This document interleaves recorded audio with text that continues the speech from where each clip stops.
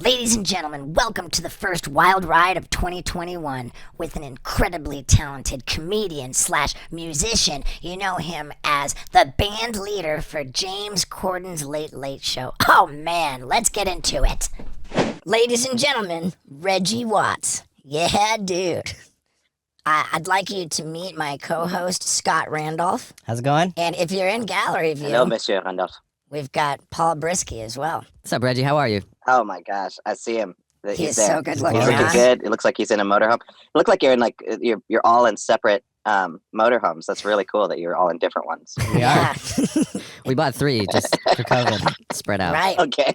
So, gotta say that this podcast got us, with you, having you as a guest, got us inspired to start hitting samples, right? I mean, Oh shit. yeah, Oh dude. man, good. I don't know if that was particularly funny, Paul. That wasn't the right sample. Right. Wah, wah, wah, wah. Oh, wait, that wasn't even the right one. There we go. Gosh darn it. But, Oh, there we go. but I do He's believe, learning. even though we're off to a rocky start, I think we're going to be on a magical journey. Yeah. Oh hell yeah. That's what I'm talking about. Magic.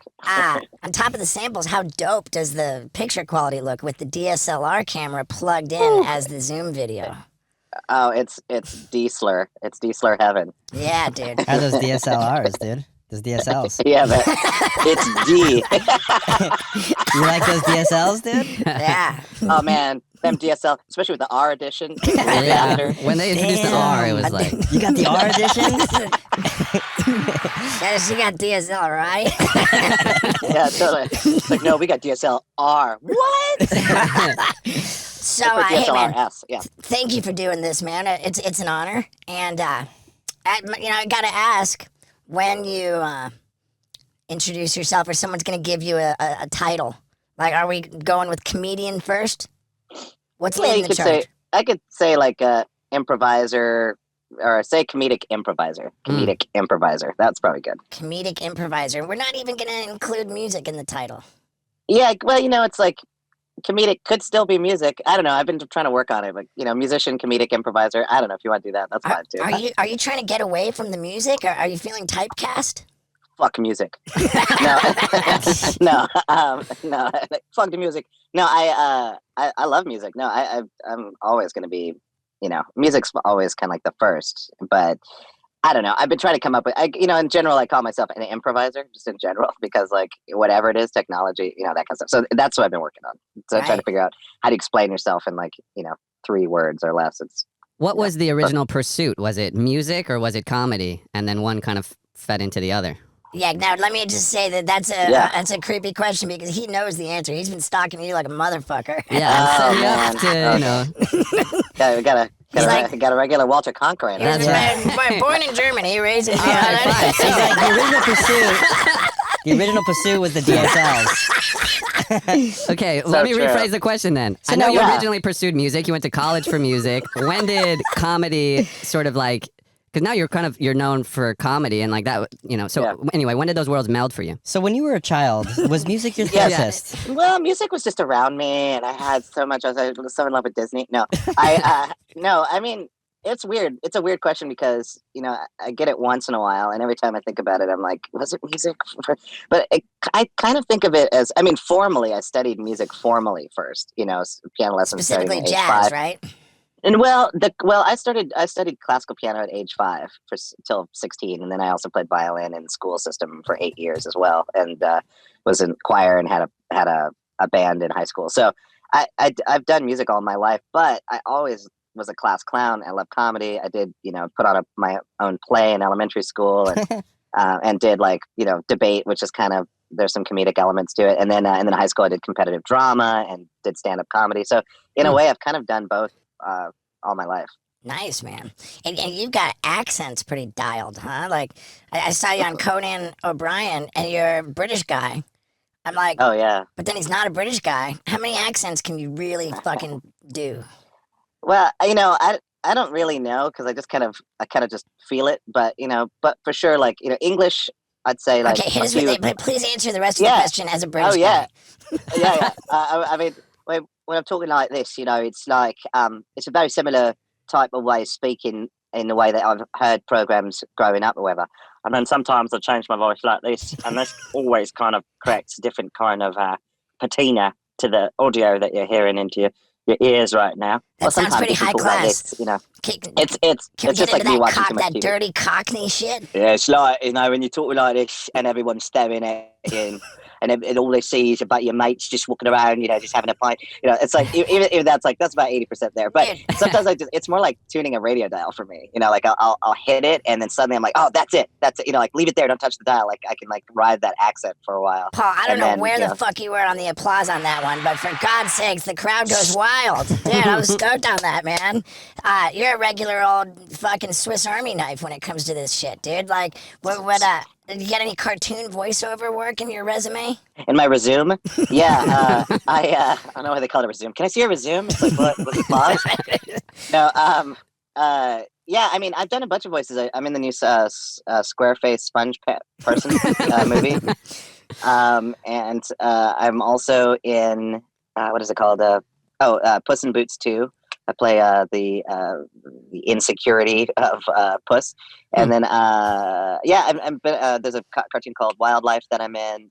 There's another one that is about to come out. Yeah, I don't know. This year has actually been a lot of voiceover stuff, so I've done probably 6 animated things this year. That's great. But I love it. Congratulations. Yeah. Oh, thanks. Thank you.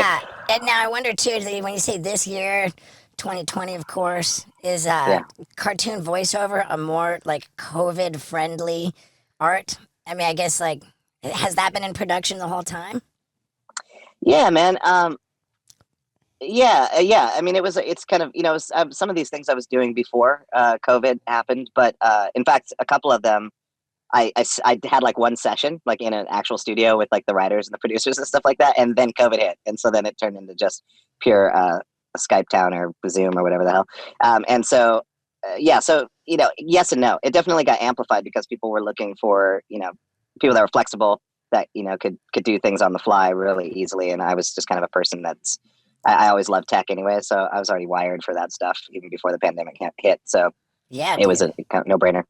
Yeah, I think that you should take improv out of your title and just be like, I'm on the fly, comedy on the fly. On the fly. Yeah. I'm on the fly. And that's just my business card is just me on a fly. Yeah. I'm an OTF comedian. That's the name of my podcast, man. OTF. Yeah, dude. I love it. Do you have a podcast? I'm so allergic to how many of my friends have podcasts at this point. It's just my, cats have podcasts. I think I'll get there. I have my own app called WhatsApp. Yeah. Brilliant. Yeah, and it's got live streaming capability, and I got the guy who created the app is making me a friendlier interface. So basically, I have my own app on my phone to be able to post stuff to my app, because right now it's really convoluted. You have to go to a mobile website, and then I have to click all these things. It sucks. So once that gets rolling, I think I'm just going to shit all over it. What's that? Did we just plug our own app and then shit all over it? Oh yeah, definitely. Please, that's what this show is about, right? Well, no, it's not at all. Where's the app at now? You said before it was a web thing, and now you've got it all tightened up and it's in good shape. And how do people get it? Yeah, it's on iOS and Android. You just look for WhatsApp by Reggie Watts, or I think even if you type in Reggie Watts, because I guess it takes a while for it to show up. If you just put WhatsApp for it to show up, because it needs time and people searching for it. But in the meantime, just look for Reggie Watts WhatsApp. It's my last name and app. And it'll pop up. It's on Android, iOS, and I'm uploading stuff. I sell all my old electronics, because I'm constantly buying new technology, so I need to get rid of it. So, nice. So I'm always giving away basically giving away technology, half price for a brand new set of Bose 700s or whatever. But it's so it's kind of what is it? It's like an audio video Depop shop. Yeah, it's like a back pages. Yeah. You show up Yeah. naked. Yeah, I'm trying to say. I think I can show you real quick. Do people have to subscribe? Did you just swipe up with your nose? Yeah. There you go. Oh, here it is. That works. Boom. Yeah, so this is it. There's you guys too. Yeah, we're seeing our reflection. Hey, all right. Yeah, dude. Yeah. So then, if you go to the shop, I don't know if I'll be able to press it. You are good at technology. Come on. I mean, this guy's the fucking one-man marching band, dude. Yeah. So I do all this shit. Yeah. So it's cool. It's a really basic app, and it rocks, man. It's I'm gonna have live streaming and I can like do geolocation shit. Meaning I can if I came up with a single or something and I wanted to release it, but you had to stand by a specific tree in order to listen to it. I can do that. So you have to travel somewhere to hear media. So that's pretty rad. So yeah, I've been it's been fun, but I can do live streaming, and so that to answer your question about podcasts, I think it'll just be my app, and then it won't necessarily be a podcast. It'll just be part of my app. I love it. And I was, for the longest time, exactly in your boat. I was just like, I can't, everybody and their mom has a podcast. I can't do it. And then it just seemed to always be there as something that I was neglecting, that I really needed to come around to. And I'm glad I did now. Get to meet cool people like you. Yeah, man. I mean, I have a blast. I love doing podcasts. All my, when my friends have podcasts, it's just a blast, because you're just getting to chill and hang out, and it's fun. People love hearing, especially nowadays, they just like hearing a conversation. So, now's the time anyway. So, I mean, it's crazy. People seem to have either no fucking attention span at all. Like, you got to get to them in the first, fucking 5 seconds, and then they click away, or their attention span is just endless. They're like, fuck, man, 3 hours wasn't enough. Yeah. Exactly. Yeah, I know. Isn't that weird? Like, I posted something recently where I got really stoned one night on an edible and just started walking around my house. Just at first, it was like a demonstration of a new COVID hood that I got. This thing called BioVisor, which is just ridiculous, and it's got all these motors and stuff. And I was like showing that off, and then I showed my other collection of masks that I've been collecting or whatever. And then it just devolved into this whole thing about like why I like this and why I like that, and check this out and blah blah blah for like an hour, and it was like an hour and 40 minutes or something like that. And I can't believe how many people, I put it up on my stories for a while, and I can't believe how many people watched it. It was just like, I was like, that's such a long period of time. Right. But I guess people are into it, Yeah. What city are you in right now? Are you in New York? I'm in Great Falls, Montana. Holy shit, my buddy Ryan Simonetti's from there. Nice. Oh my God, I know Simonetti. Do I know you Tim really? Green. And, Rad. Yeah, all those cats. In fact, Oh shit. do you know Kojak? Do you know Dem? Oh, damn. He's a No, I fucking don't know rude- Dem. I don't know. He's probably in jail. Oh, man. So I don't know, many I'm of those kidding. cats. I'm kidding, So many of those allegedly. cats. You really No, know? no. You know Simonetti? Yeah, I've met him. He's Ryan was he was friends with all my skater crew. Yeah. I grew up in the '80s in Great Falls, and so a lot of my friends were skaters, and Yeah. and so the Green, like Tim Green, and his family, and then I don't know if you probably don't know JJ Thomas, but JJ Thomas was he never really like rode pro or anything like that, but he was like really connected with the Montana skate scene, and Cool. and Simonetti came into town, and him and then Tim Green created the skate park here, and or helped create the skate park here in Great Falls. So yeah, so I know a lot of those guys, and even Tony Hawk knew Simonetti and Tim Green, which was just crazy to me. I was like, a skater scene is so small, man. It's great. Simonetti and I did, Ryan Simonetti and I met in 1996. And I was kind of a skater, wasn't that great at it, but I was like, I'll set myself on fire and jump off roofs and drink bong water. And Ryan was really fucking talented at skateboarding. So everything that I wished I could do, he could do. And I kept coming up with all these ideas oh, okay, well, you'll skate through a fireball while you're going down a handrail. And it was just so rad. Yeah. And then we ended up on Lollapalooza tour, and we had this rock and roll tour bus, and I rented a second tour bus. So they were driving in a caravan, one and the back one's towing a U-Haul trailer. And so Simonetti on moving tour buses, boom, ollie from bus to bus, boom, down to the U-Haul, just so rad. But every little fucking dumb creative idea I would come up with, he was just capable of pulling. And we had more fun than ever, dude. It was just one of my best friends for life, dude. Oh man, that's so rad. Yeah, that whole crew, at least for me, the most time I hung out was, sometimes I come back to Great Falls and I'd run into people, but in the '80s, especially when skateboarding was just starting to come into the mainstream, it's everyone was reading Trans World and shit, and it was and having their little fingerboards. Yeah. That whole cultural thing. I'm so glad I got to be there at that time, at that age, and then see how those guys branched out, and started kicking ass. That's pretty cool, man. Dude, cool big crew. time, man. So do you live in Great Falls now, or are you just visiting? No, I visit my mom once a month. She lives out here by herself, but in the house I grew up in. So Crazy. so I come out and say yo, and still have some friends out here. Sometimes I see Tim Green out here as well. But yeah, it's every month. So I kind of live out here, Is that your old bedroom that you used to sleep in? Yeah, man. Do you Check it see out. it? It hasn't changed since 1989. I mean, there's a couple of new things, but here's some drawings I made in high school. Nice, dude. Yep. That's not mine. This is another one that I made. Let's see. Dude, If you get the glare. it's crazy, But, yeah. man. Dope. My Another gratitude one. journal. Yeah. This morning, my gratitude journal app gave me a quote. It said, "Every child is an artist. The problem is Oh. staying that way when you grow up." And the quote was Pablo Picasso. And Oh shit. yeah, I think. Do you think that you've managed to stay an artist? Yeah. I mean, my thing is like, growing up, I was like, well, I'm probably not going to have kids because I feel like such a big kid and I'm only child and I feel kind of selfish, in that way. But so I've always just had like a, it's like a Peter Pan complex or something like that. Like I'm like, I'm always going to be a kid. Kids Yeah. are whatever. Oh, And, dude, I was so- getting ready to ask for more accents, dude. What was that one, dude? Well, I don't know what that one is. I think that's just a general, It's like someone a who kid with a studies stuffy lot. nose. There's a guy. Yeah, he's either a guy with stuffy nose or it's just the way he grew up speaking. It's like this way he has a deviated septum. He's a scientist. No, but all my favorite artists, they're all still kids at heart. You have to have that, otherwise. That's the other thing, like that whole idea of like being a kid at heart. It's not like an extra thing, you know what I mean? It's like, and it's not even like just for kids. It's just like always having curiosity about the world around you. That's not really. It's just a human thing. And I think like adults are always like, well, you've got a childlike curiosity. It's like, well.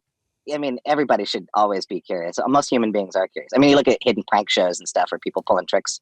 People turn into kids like instantaneously. It's not like an extra thing that you had to work at holding on to or something. So funny, man. You've got me questioning whether I've ever even been an artist.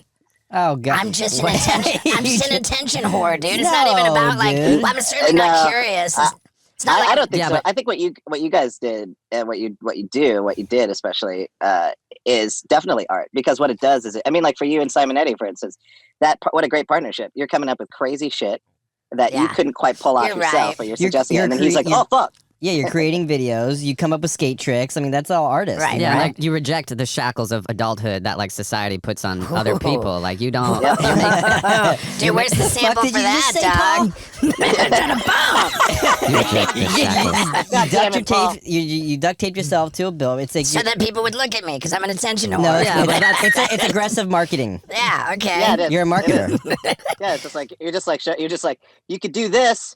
That's basically it. It's like, hey guys, you could do this. And I'm like, yeah, I could. I don't know if I would, but I'm glad you're doing it. Yeah, you have to market the art somehow, right? So Right. you're both. You're two Right. departments in one. Yeah, Well, thank you, man. Thank you. that's true. So how does one ask this? Like, Just pull the trigger. are you pretty wealthy? We get.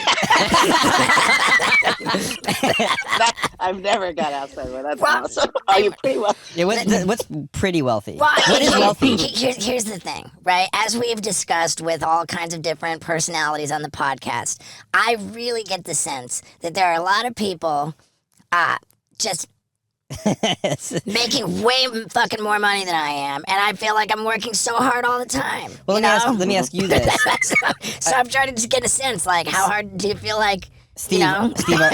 Steve, are you pretty wealthy? I think I'm doing pretty well for myself, but I think that I do a lot of the same shit as some really wealthy people, and I'm nowhere fucking near them. Like we were talking to. Well, you're not an artist, so. It's not about the money, but still, like I like to ask people Your bank statements. No, your top 3 revenue streams. I'll be right back. Top 3 revenue streams. How about that? We don't need any numbers, but where Revenue streams. Well, I got the Late Show, which is like my constant paycheck, and they pay pretty well. Every year it kind of like goes up a little bit.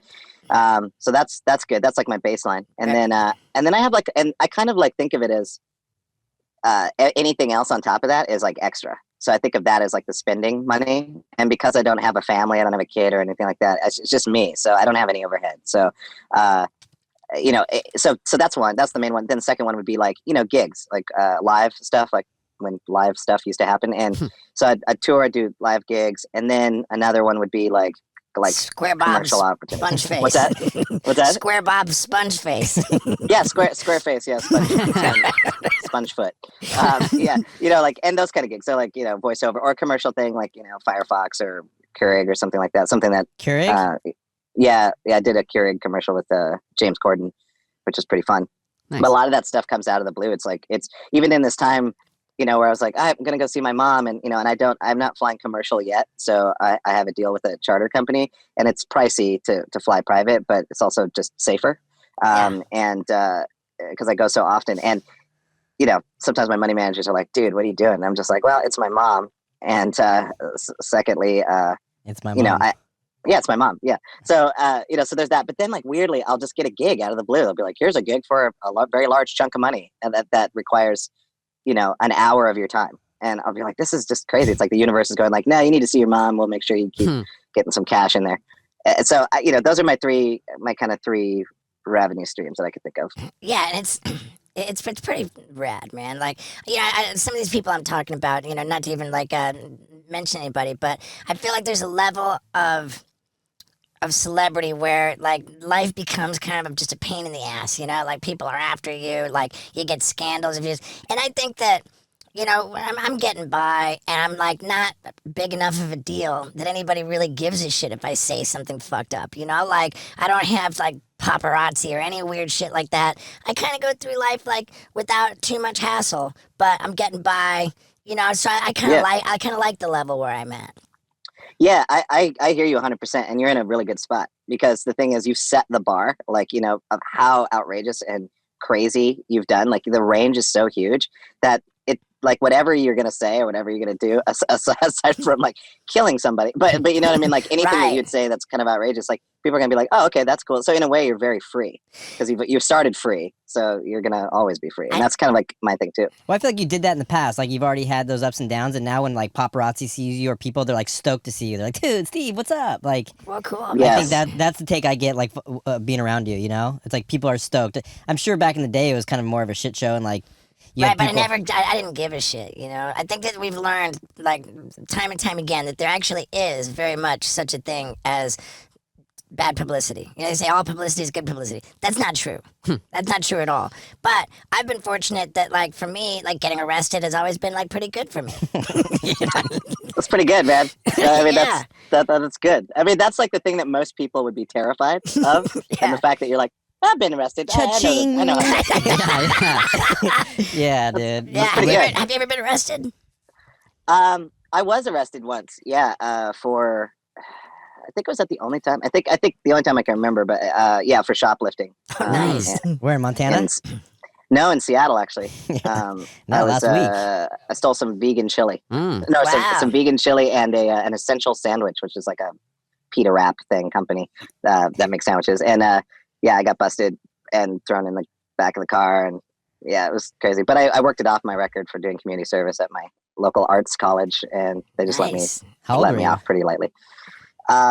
47. No, I was probably 26. That's a little too 26. old to be doing that. Or no, 26. Yeah, or actually, no, I was probably 25 because I'd just gotten into Cornish College of the Arts. Are you still working out a lot? I saw some shit on you, and like you're pretty fucking jacked. Yeah, I have been. I still work out about 3 to 4 times a week with a private one-on-one session with my trainer, and it's good. But COVID, I grew up like yo-yoing weight-wise, and COVID, I definitely there's something going on here where I'm like, I know I shouldn't, but I guess it's Postmates time again, so I've definitely put on some pounds, but at least I still keep working out. So I feel like cardiovascularly, I'm pretty good and still have strength and things like that, but I'm just like not happy about Paul, the weight. Get ready with that sample. You put on the COVID-19.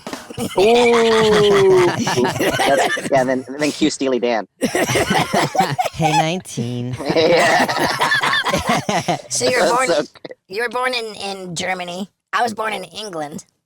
Oh, shit. Right? So how many passports do you have? I wish I had more than one, man.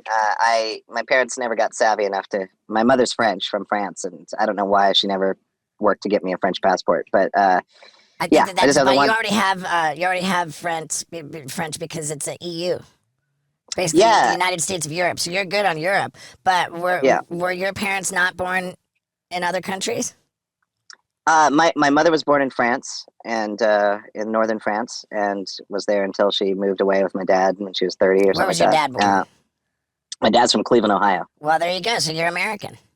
Yeah, I'm American. But the funny thing was, I was born in Stuttgart, home of Porsche. Woohoo! And I was born in Stuttgart, and then we moved around Europe because my dad was in the Air Force, and I didn't have citizenship, so I was a non-citizen until age 5, which I thought was pretty then cool. you naturalize. Yeah, exactly. So Yeah, where's the great U.S. balls. passport? What's that? That's the one he has. You have one passport, You have which Germany? is the I only US. have one. I only have one. Which is what? U.S. Oh, well, that's fucking bullshit, dude. You totally I are know. entitled to a German passport and a French passport. I would love it. I think if I spent time in Germany, I could get it. I got three fucking passports because I was born in England. My mom was born in Canada. My dad was born in the States. So Damn, you're triple so national. stoked. You can pull out like the Canadian passport when you want people to just be like, he's a good guy. And Yeah, you can right. do English if you're just like, listen, man, I've got some serious business to do. And then the American's just like, hey, man, I'm American. So Fuck 3 different attitudes. Yeah. dude. Can we hear a cut? You will let me into this country right now. Here's my British passport. I'm sorry. Here's my sorry. Just let me in. Yeah. What do the Canadians sound like? Oh, a boat. It's like depends on when you're wearing your toque or not. Want some loonies? I don't know. Yeah. The toonies and the loonies. I love Toonies their and money, loonies, man. man. So when the world is actually spinning and shit like that, and there is live touring, like what does a Reggie Watts tour look like? In the past, it hasn't. The word tour brings so many images to mind, but really for me, it's been like Just gigs? in recent years I had a tour manager, but it was just me going solo. Everywhere I'd go, I was just me and my backpack and my rollaway, and that was it. That was my whole touring apparatus. But then I started adding a sound engineer / tour manager, which really made things a lot better. But I do dream of doing a tour, like a proper bus tour in the U.S. At some point, and just make it super rock and roll. Just have friends join in. They can fly in, fly out, whatever, different dates and stuff, and just have a really good time and invite some amazing artists and just do, and spend a few days in each city as opposed to just hitting city after city, because this would just be for fun. Because I've always wanted to do we're on the road, guys. Oh my God. We love it. Come on, look at us. Fucking love it. Have dude. you been to every state in the United States? I was thinking about that the other day. I think I have been to every state except for I went to Alaska. Yeah, Alaska, Hawaii. I'm trying to think of a state that I might not. I might not have. I might have driven through Nebraska, but I don't know if I've been to Nebraska. I know definitely Wyoming, North Dakota, South Dakota for sure. Just trying to think of the weird. I Middle think I'm East missing thing. the Dakotas, dude. I'm missing the Dakotas, Montana, and Alaska, and Maine. Those are the ones you haven't been to? Yeah.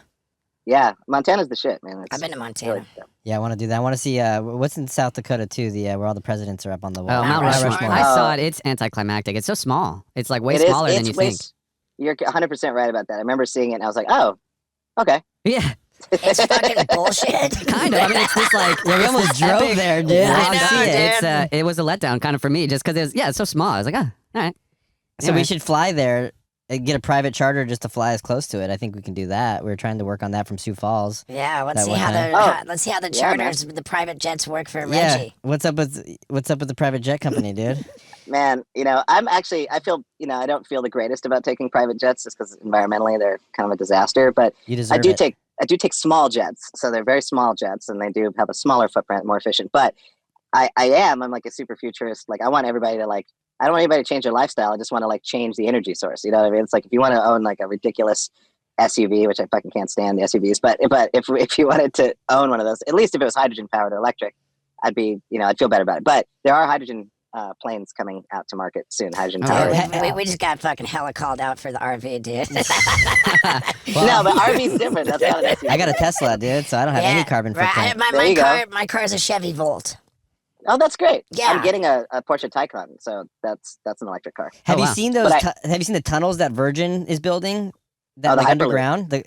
Bro, unbelievable. It's sick, right? Yeah. I mean, theoretical speeds up to 600, 700 miles per hour. Dude, and then Tesla has one, or Elon Musk has one from LA to Vegas. It takes you there in 45 minutes. So it's like a train? Yeah, and you sit down like you would. How do you explain that? You're in a a nice chairlift, right? There's or when we fly American and we're in first and there's only 4 seats in the front. It kind of looks like that, and then it just goes underground, just right to it. Yeah, it's a magnetically levitated car essentially, and then the design. It just depends on how big the tunnel is, but yeah, you're in that, and it's a vacuum. You know the drive-through bank deposit where they fucking that's the same thing. Yeah, that's exactly it. It's the same thing because it's a vacuum. So it's like because it has like there is no air resistance. That's why they can get those speeds. It's crazy. So they can get 600, 700 miles per hour because there's no wind resistance at all. Can you get stuck in there? Because I would fucking cry. I know that would kind of suck. I would, as long as I had air, I'd be okay. I'd just chill, But I mean, that's that between that and the there's a bunch of supersonic passenger planes that are being developed right now by Boom and a couple others. So we're gonna have supersonic flight again. What is quieter, supersonic? Past 700? No, that's like Mach 2, 2.5. Right now passenger planes you're flying at about 500. I guess 500. Yeah, 500 miles per hour on fucking Reggie Watts, dude. Fucking OTF scientist. Oh man, I love this shit. I just dream of living in the future. How fast is supersonic? Supersonic's just over Mach. And that's it's Mach. Yeah, because it's a sound barrier. Anything that's faster than sound. Barrier. Which is how many miles per hour? Like the fucking Russian MiG fighter jet that I was in. Yeah, but that was faster than sound? Yeah. How many miles per hour is that? Yeah, so supersonic. Yeah, it's faster than sound. Yeah, I don't know what dude. No way. Supersonic means faster than sound. Hey Siri, how fast is the sound barrier? 800. Oh, yeah. Oh, 763 miles per hour? 763? Well, that can't be right. This is a better record. So that. I wish Sonic's was that fast. Oh my god. Yeah, great. God damn it. You're so good. You're doing so good. I wish the service at Sonic's was that fast. If I can get my burgers even faster. That's fucking hilarious, dude. Yeah, well, before that, I was thinking, because, being stuck in one of those fucking things would be miserable, but I was stuck in an elevator dangling above the Sirius building, thanks to Steve, like 64 floors up. I learned this trick in I learned this trick in college. When the elevator's closing, right, you get your fingers in there, right, when it closes in the middle, and then you let it go up, and in between floors, you pull it open, and you stop the elevator right in between floors, and you can pee down the elevator shaft and stuff like that. Oh, that's how you do that. Yeah. Yeah. So we were at the Sirius XM building, and I was videotaping. There's a bunch of people in the elevator. I was like, oh, check it out, dudes. And I fucking stopped the elevator, but it wouldn't fucking go again. So we're just dangling. They had did fire people come? Everybody came, dude. Like, the motherfuckers were trapped. They were just trying to go on their lunch break. They're like, oh, I'm going to be back in 15 minutes. And I was such a dick, we made it right. Like, we found out who they were. We sent them some gift cards and some lunch or whatever. Yeah. But, were people real pissed, or were they, yelling at you? Nobody said anything to that effect. But, I mean, come on, dude. It was like... Yeah, we were in there with somebody and they were just freaking out like, fuck, dude. And I was kind of thinking dude, bro, we're just dangling 64 stories up. It's just my biggest fear, dude, ever. Yeah, I really, my trick backfired on me. Well, but that's back to what we were saying, the expectation of Steve. Oh, yeah, you're an artist. That was your art. If Matt Damon did that, everyone might be like, wow, fuck Matt Damon. But it was like, oh, Steve-O did that. If he would, that's his thing. That's to be expected. Yeah, exactly. That's Steve-O being Steve-O. Yeah, but it's just breaking systems. Have you yet to paint your masterpiece? Do I have yet to paint my masterpiece? I don't know, dude. I got some coming up that I'm that are pretty masterful. Little fucking, that can be really bad. What about you, Reggie? You think you painted your masterpiece yet? Painted my masterpiece? No, not yet. No. You have something in mind? Yeah, I think that there's some things that I think people are gonna really dig in the future if I can pull it together. But I think it's gonna happen. Yeah. Nice, man. That's fucking cool. right on.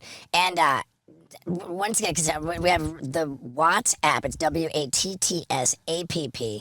Yeah. WhatsApp, which is it's a play on WhatsApp. Yeah. Yeah. It's sort of a pun. Yeah. It's encrypted messages from all over the world. Yes. Yeah, I mean, it was pretty funny because I was just thinking WhatsApp. I wasn't really thinking about WhatsApp. I was just thinking oh, what can I call my app? And I was like, oh yeah, WhatsApp. That's so funny. It's so stupid. Yeah, dude. I like it, man. How long have you had that? Probably, maybe at least 9 months or something like that. Okay, good. So get on there, man. Get on the WhatsApp. So you making a fuckload of money on there, or what? Oh man, you have no idea.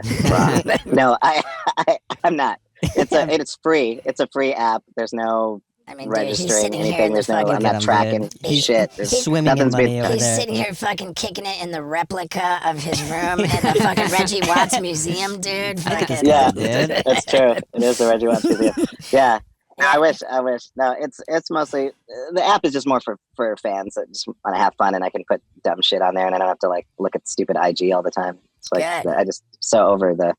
I mean, I'll keep using it, but it's just IG and fucking Facebook and all those companies.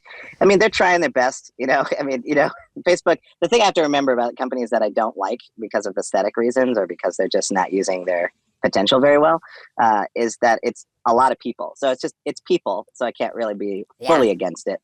Mm-hmm. But because I definitely met some great people from Facebook for sure. But I just don't like the people who head it. It's like such a bummer to me. So for me, I was like, well, if I create an app, at least I can control the aesthetics. It won't look like a piece of shit.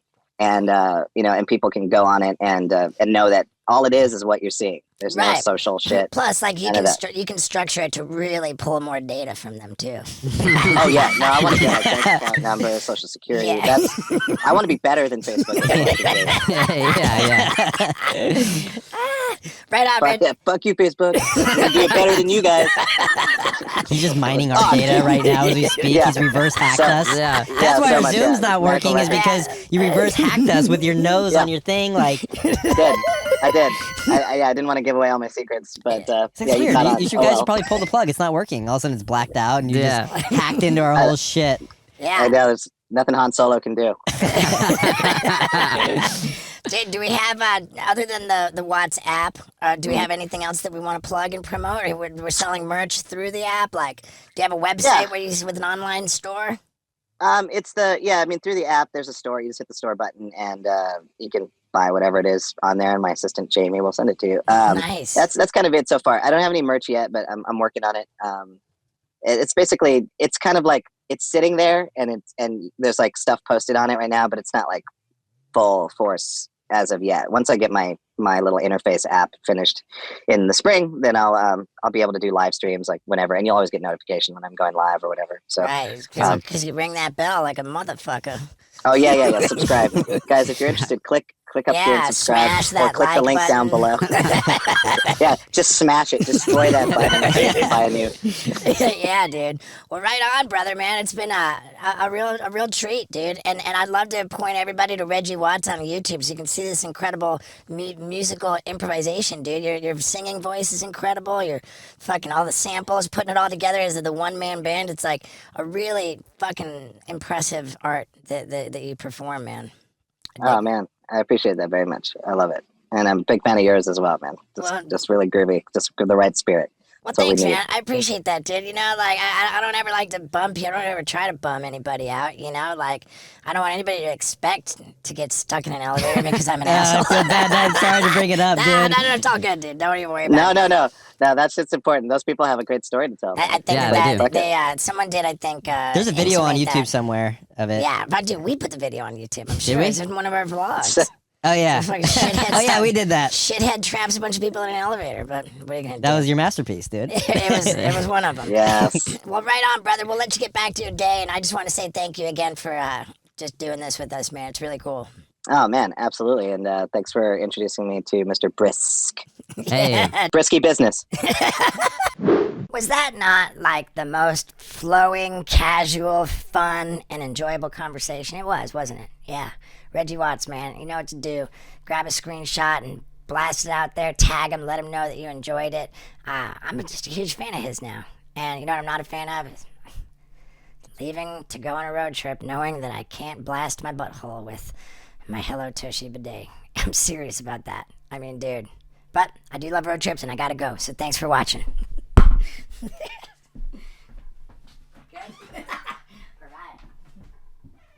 Ladies and gentlemen, Frankie Muniz. What's up? Yeah, dude, man. Thank you for doing this. No, thanks for having me out. This is cool. And you've met Scott Randolph and Scott, the gorgeous Paul Brisky. What's up, bro? How's it going? Great to meet you. We were talking about Arizona real estate before you got here. Yeah, about that, dude. Yeah. How long you been in Phoenix? I've actually lived here for 13 years. Oh, so kind of right after Malcolm ended, I bailed and came here and never looked back. And it's true that you're a race car driver? Yeah. 2005, I started, when I was still doing Malcolm, I started racing a little bit and then kind of went into professionally after the show ended. I raced in Formula BMW, moved up into Champ Car Atlantics, had an IndyCar ride for 2010, but I broke my back, pins in my hand, a whole bunch of big injuries, and just by the time I healed, I started doing other things and always thought I'd go back racing. And, I guess there's still time. Is it true that when you race, you actually lose a lot of weight during the race? Oh, yeah. I think, one thing people think with race car drivers is, I drive all the time. I drive down the highway. Like, it's not a sport. It's not physical. You drive an open wheel car, you're pulling 5 Gs in the corner. Your heart rate never drops below 180 beats per minute the entire 2 hours. It's like sprinting uphill for 2 hours. Shit, you know what I wow. mean? So you'll lose 7-8 pounds a race easily. And how do you go? Do you go pee at all? Or you're just losing so much liquid that you just sweat it all out? There's times where right when the race is about to start, I get in the car, I'm like, oh my God, I have to pee. And they tell you just pee in your suit. And there's 2 reasons. A, you don't have time to get out. But B, if you crash with a full bladder, you're going to explode your bladder. Yeah. You know what I mean? Shit. So just pee in your suit. It's fine. Don't hold it. Yeah, don't Have hold you ever it. peed in your suit? I peed in my suit, but at first you're like, I don't want room. I gotta get out. You know what I mean? Like, I gotta, like... If you win, you're gonna have to hug people and you're gonna be covered in piss, Yeah. But no, it's one of those, kind of as soon as the green flag goes out, your brain, you kind of forget it. You know what I mean? For me, at least. Yeah, So, I don't That's know. crazy. I don't know if you go on stage or something, you're like, I gotta pee, but you go on stage and all of a sudden you're like, oh, I forgot. Right. Dude, that's me. You know. I have to pee before every Scott show. steps on stage and his heart rate never goes under 180 beats per Yeah, minute. 8 pounds a week, a race. Dude, well, I only go up there for 5 Show. minutes, and then I'm like, well, oh my God, this is not normal. Instead, I'm checking Steve's heart rate, it's like 51, 52, and I'm like, Just how the barely alive. fuck does that even happen, dude? Everybody's different, man. Yeah. So I remember from, when you were younger doing Malcolm in the Middle, you were the kid with the obnoxiously flashy cars. Yeah. And that was kind of your deal. And I think at the time you were maybe barely legal age to drive. Yeah. And you had these crazy cars, and I got a kick out of that, man. Yeah. And it's crazy too, getting ready to speak to you today and seeing that you're now 35 years old. Yeah, I know, it's over. I mean, everybody It's over. I mean, I just think of you as because everybody does thinks of you as a kid. Yeah, so going back, cars were definitely my vice. You know what I mean? I've always liked cars. Obviously, I went into racing and all that, but even before that, I just loved cool cars. I loved driving. Sure. But yeah, now 35, I look back and I think of my life 20 years ago and I go, was that me? That was pretty cool. You know what I mean? So Right. now I have an 8-month-old son and a wife, and I drive a Mitsubishi. Really? Well, I had to get a car for the baby. A baby car. So, Yeah, so wow. Paul here was saying that he read something or saw something that you have suffered a bunch of concussions, which make it difficult for you to remember the years of Malcolm in the Middle. Yeah, it's an interesting. I've thought about it a lot, over my years of why do I have a bad memory? You know what I mean? The only logical thing I can say is, I've had 9 concussions. You know what I mean? And they're all from cars? No, when I was a kid playing basketball and getting tripped, I played football, pee-wee football, just doing life things, sports, and, there were some in car racing accidents, but, for the most part, no, it's not just that. But, and I've gone to a lot of doctors over it and looked into it, and I don't know, as weird as it sounds, I don't want to blame the concussions or blame anything else. I just think it's the fact that I did so fucking much. Okay. When in that time frame, that of course I can't remember all of it. You know what I mean? Okay. So you remember? You have some memory I have some of memories. There's definitely things that pop up and I go whoa. But a lot of it, of my memories now, are almost I can't distinguish if it was a dream or if it was reality. Yeah. You know what I mean? Places I went, things people I hung out, whatever it was. You know what I mean? I heard Where something go, also did I really do that? I heard something also that you've had these mini strokes throughout your life. Yes. Is that related to the concussions, or is that a separate thing? This is why, maybe, without getting into it, I never trust doctors anymore the rest of my life. I went for a long time. I was having these episodes where I'd have numbness and I couldn't really see. I'd lose peripheral vision and all this stuff. And everyone was telling me you're having TIAs, transient ischemic attacks, or mini strokes. And I'm like, what? What are you talking about? I'm healthy. I don't do I don't have any of the signs of people who would normally have those things. So it didn't make sense. So I went to a bunch of doctors and nobody could really give me a straight up answer. So I had people kind of speculating. And of course, I said what they were speculating. And now it turns out literally after all that, and if you search my name, all it talks about is how I have no memory or I'm dying of strokes and all this kind of stuff. And the reality is I finally got diagnosed with aura migraines. So just intense What? migraines. Intense migraines that literally those are the symptoms, and it's similar symptoms to transient ischemic attacks. Okay. Now all this time I've been being told that and thinking that, where realistically I just had some pretty intense migraines. Gotcha. But the story's out there. It's too late now. It's you search my name, it's basically framed as dying. You know Right. what I mean? It's he doesn't know where he is. He doesn't know what's going on. He doesn't even know that he was Malcolm. I'm Yeah. no, that's the impression know. I got. That was kind of the headline I read. I He know. doesn't even know. And it's funny because I I've never talked about it. I did Dancing with the Stars 4 years ago now. Wow, we've had a lot of guests that done Dancing with the I Stars. did Dancing with the Stars. Did you have fun? Did you enjoy it? I did not enjoy it, man. I loved it. You know what I love? Taking a humongous, healthy, complete shit. And I also love a sponsor that encourages me to use the word shit. And that sponsor, ladies and gentlemen, is Squatty Potty. I am proud to tell you that I've been using Squatty Potty for at least 7 years before I was introduced to the company professionally. Yeah, dude, I swear by it. I'm loyal to it, and I won't poop in any other position. What is this? It's a little stool that goes in front of your toilet, so you can elevate your legs while you're taking a dump, and that will allow you to have a complete bowel movement. Because you see, the human body wasn't designed to sit on a toilet. I mean, cavemen, they were crouching in the woods, man, pooping, and they were in the right position, and people these days aren't, unless they're using Squatty Potty. So I'm telling you, for your own bowel health, to avoid all kinds of bad health problems, use Squatty Potty and take a more satisfying, complete, and healthy shit. Yeah, plus if you go to squattypotty.com/Stevo, you get 20% off your order. And just in time for the holidays, to give people another funny, winning elephant man gift that they will actually use. I'm telling you, I'm all about Squatty Potty. So go to squattypotty.com/Stevo and get 20% off your order. And hurry up, because they're the best. Good people, too. Now, let's talk dancing. I can't blame the show, and like after my season, I went back, and I was a friend of the show, and I'd go to like the following seasons and sit in the audience and stuff. It was just like uncomfortable for me, man. I was newly sober, and I was like in a really awkward phase of my life, and it's an awkward thing to do, man. Yeah. You know. Well, how'd you do on the show? I did pretty good. I made it to the finale. Wow. So that's top 2? That's top 3. Top three. Yep. Cool. So, and I was a nervous wreck every single time I had to go out and say, like, I was a disaster, because like I'm a little neurotic. Like I want to be not perfect, but like I want to do my best. You know what I mean? And I put a lot of pressure on myself. But that's like that competitive, like, nature in me that I just want to be the best I can be. So like I would be in rehearsal like 12 hours a day, like longer than anybody. I think I broke the record for most rehearsing in a season. But that's just the way. 12 hours a day, if not more. Jeez. That was like in the studio. Like then I go home and like practice too, because I'm a fool. Wow, were you like that with like rehearsing lines and stuff always and shit like that? That was always easy for me. Like I would look at it once or twice before I went to bed, and like I'd wake up in the morning and somehow I just know it. You know, so that was never like a thing. But I'm not a dancer. You know what I mean? At all.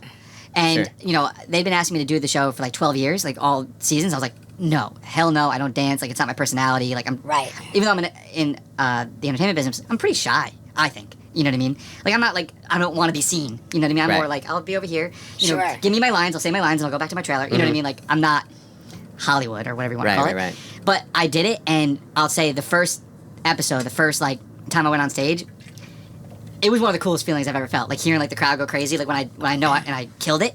So I was really excited. So I enjoyed it. But anyway, I was bringing that up because I was talking about that's kind of where the story came from of my memory. From their little storyline on the show? Yeah, because they have an episode like most memorable year. And to be honest, like I love Dancing with the Stars, and I don't want to like say anything that'll make them hate me, but they kind of tell you what your most memorable year is going to be. You know what I mean? And they were like, it's 2001. Because it's when you were nominated for an Emmy and a Golden Globes and all that kind of stuff.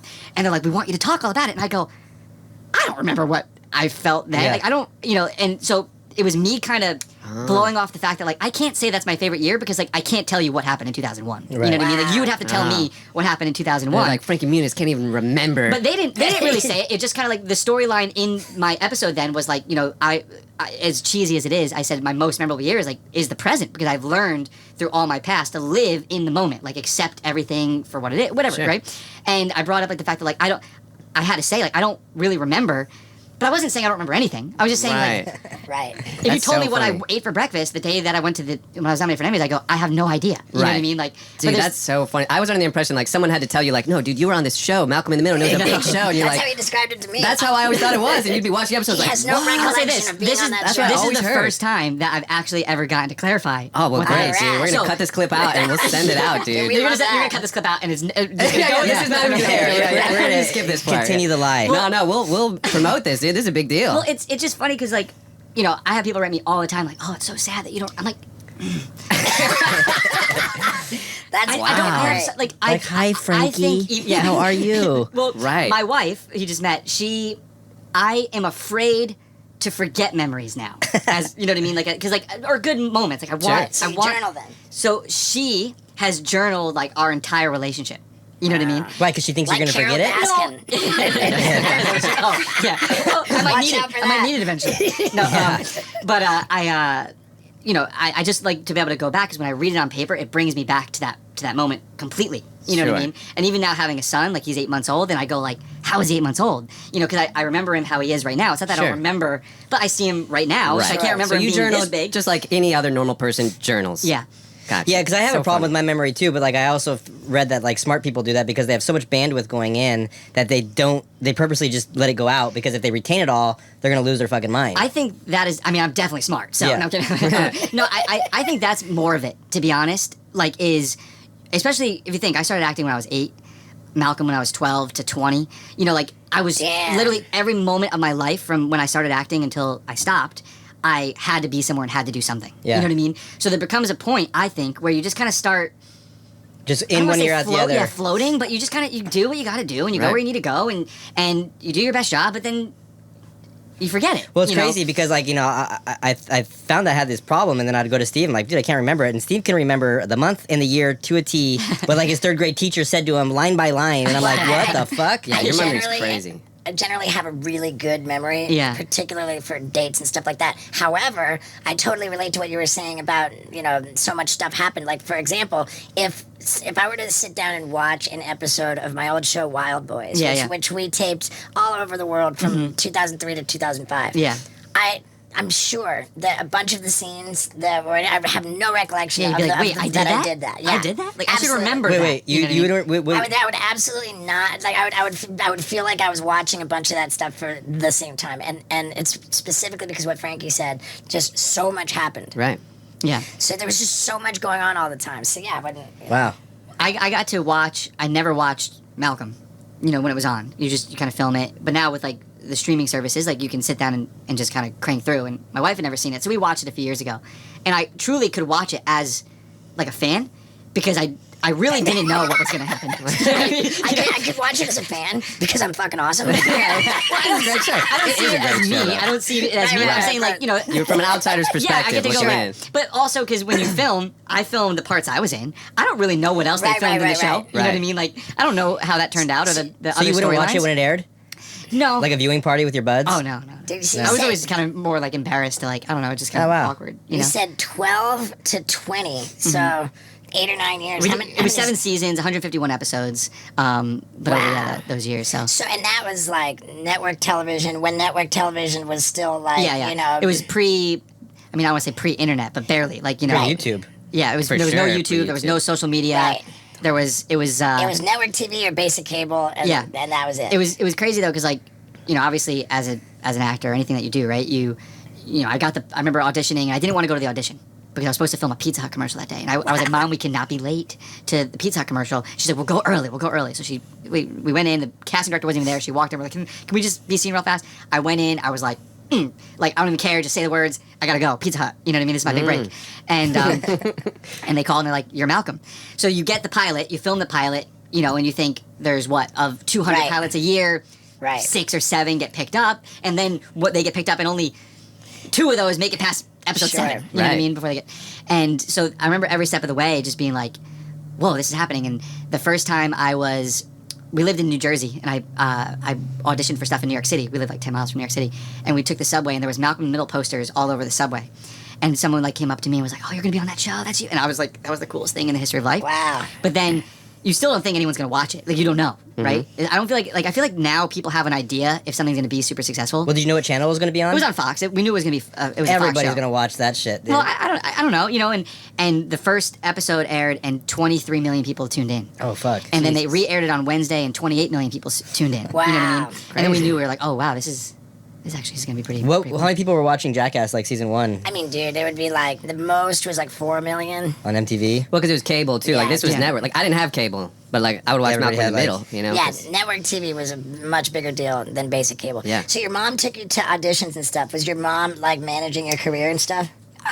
Yeah, I don't know if she ever fully took on that label or that role, but like it was, you know, when I was a kid, I'd go from football practice to a baseball game to auditions to tap in jazz, whatever it was. You know what I mean? So she just kind of made sure I got where I needed to go, and then it took over my life. You know what I mean? Right. Like, and it took over her life too. You know what I mean? So I'm super grateful for her to think now of like, wow, I could have had a parent that was like, no, we're not going. You know what I mean? Right. Like, I want to It's do my own exhausting thing. to do all that stuff, yeah. And so...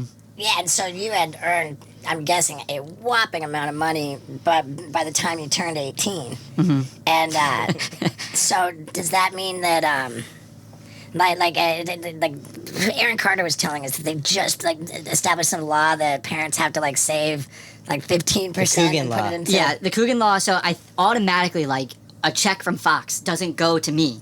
Whatever the percentage is, I forget what it is, goes to a trust. Like, it goes into, like, an account that you can't touch until you're 18. Because there's been, supposedly in the past, so many kid actors that they work and the parents spend all the money. Right. You know, and so at least they would have that, maybe it's 15% or 20%. It's unbelievable that they passed a law to say that parents can only blow 85%. Yeah. You So, know? but were your parents pretty, like, good with the money and stuff? And Yeah, like, I mean, we hired, business managers and Sure. stuff like that, Smart. right away.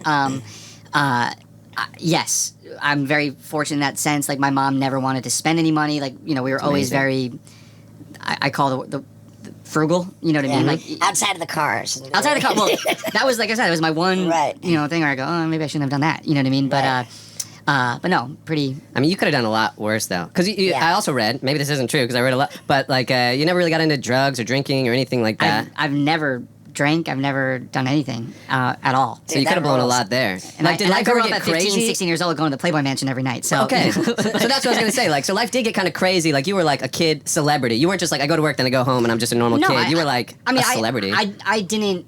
I never enjoyed going out. You know what I mean? I think that's part of it. Like, I went out, like, I'd go out every once in a while, and I just would get home at 2:30 in the morning and be like, why? That was so stupid. You know what I mean? And so it wasn't my thing. But I have stories for sure. You know what I mean? Of Yeah. crazy life experiences that, Yeah. I mean, what was the Playboy Mansion like for a 15-year-old? heaven. Did you lose your virginity at the Playboy Mansion? Not at the Playboy Mansion, but That definitely. he remembers. Those I remember. I bet. Wow. So did you like get invested in like real estate and stuff? Like, I just think, fuck, man, if I had like been better with investments, if I'd gotten like real estate like early on or like whatever, like I did. I unknowingly made choices. Not unknowingly, like just thought it was like on a whim kind of things that worked out really well. You know what I mean? I was never the type of person where I was like, oh, I got to think strategically. It was more like, oh, this seems cool. And like I'd buy a house or like, I had a bunch of houses at one time and the market went crazy. So I made a ton of money on them. You know what I mean? But it was never like, people, I owned some parking lots in downtown LA. wow. Which- Nice. Then downtown LA from, I don't know, 2002, there was really nothing there, and now it became like a pretty trendy, there's so much down there. So I did really well there. So there's stuff like that. You still but have them? No, I sold them in 2006. I wish I had them now, because then they'd be worth hundreds of millions of dollars. Was like an apartment building built there? Yeah, So yeah. 2006 was a pretty good time to get out. Yes, well, yes, in the sense that right before the big Yeah. housing crisis Yeah. that we were talking about. But if you still had it If you still now. had it now, like now it's, Right. things are Well, and like the monthly stupid. income from that is Yeah. just fucking crazy. Right. You have like one or two employees who take money all day from cars. You know what I mean? And Right. there's Like no a overhead. pimp. Every Yeah. once in a while they paint the lines. You know what I mean? Right, right. Yeah, no overhead. Yeah. No, What streets were your parking lots we were on? all around Staples Center. All around, so you had a yeah, lot. Yeah. Jesus, dude. Dude, way to go. How man. do you That's think to get in great. the parking lots? Who tells you that?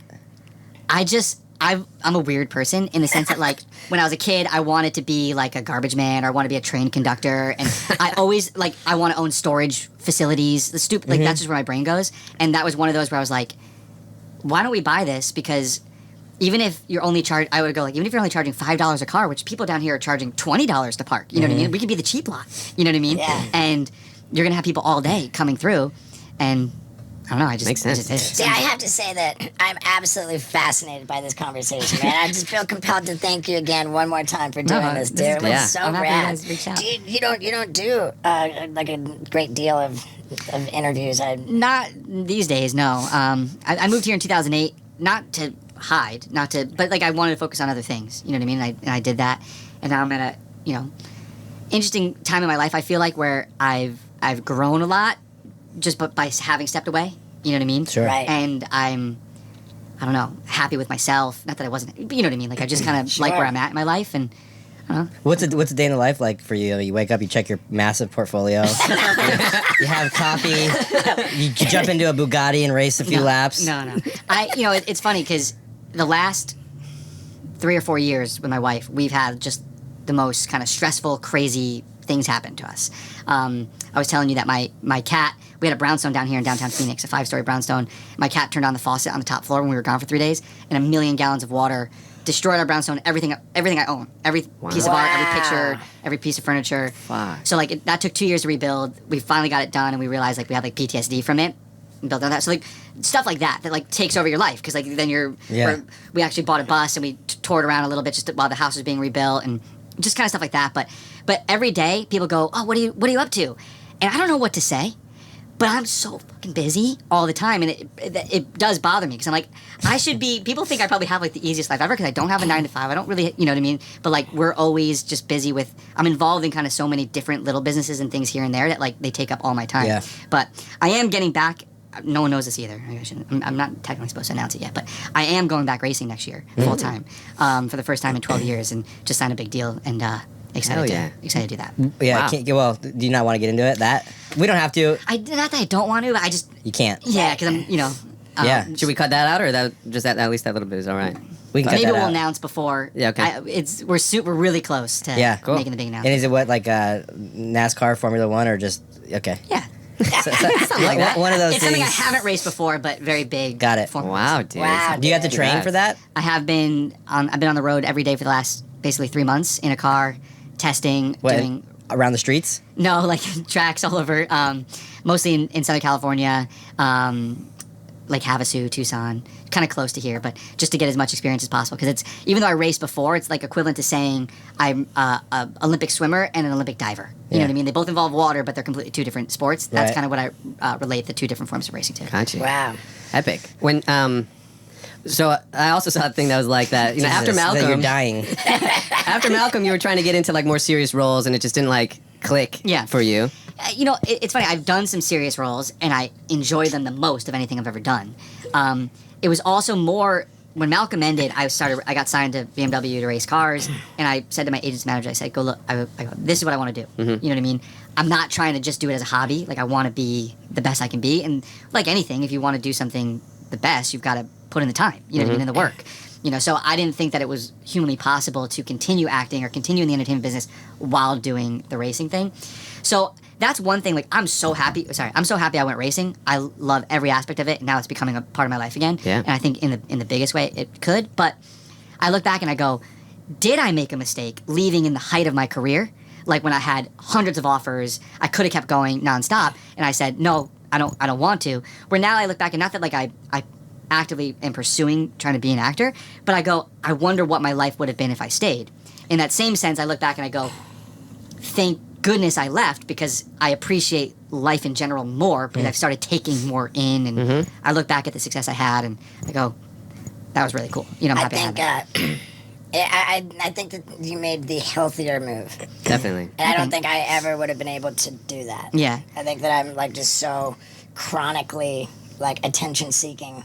Yeah. And external validation oriented that I would never be able to do that. I feel like, and I don't want you or anyone to take this the wrong way, I'm so much of a happier person. Oh, I bet. Having stepped away. Not being out of the limelight, none of that. Just, I don't know, I don't know how to, it's just a weird I've never been thought. happier in my life for some living in Arizona. Something about Arizona was I was content. Well, it's funny that it's funny that you say that, because when I moved here, I realized, as cheesy as this sounds, I started looking up for the first time.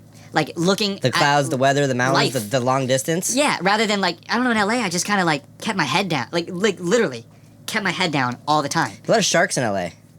I think people want something from you everywhere you go in LA. Yeah. So maybe you just kind of shrink. I don't know. Yeah, I don't know. I feel like this is where I'm supposed to be. I was told by I went to New Orleans when I was 11 and got my palm read, and the palm reader told me all this stuff, and they go, "Do you want to know who you were in your past life?" And I was like, "Sure." And he goes, "You were a judge defending the Native Americans in the Southwest." And he goes, "That's why you're drawn to the Southwest." And at the time, I'd never been west of the Mississippi River. I'm from New Jersey. You know what I mean? I was like, I don't like the Southwest. The minute I came here, I was like, this is where I'm supposed to be. You know what I mean? It's weird. So I don't fully believe in that stuff, but at the same time, I go like, I think he was onto something. Yeah. Damn. What was it like for you watching Bryan Cranston's like resurgence with it? You know, Not like, no lie, he's the greatest human being alive. Like, as an actor, as a person, like, he'd show up every single day. And you know when you do something every day, you kind of, like, you can get annoyed with, it's already done.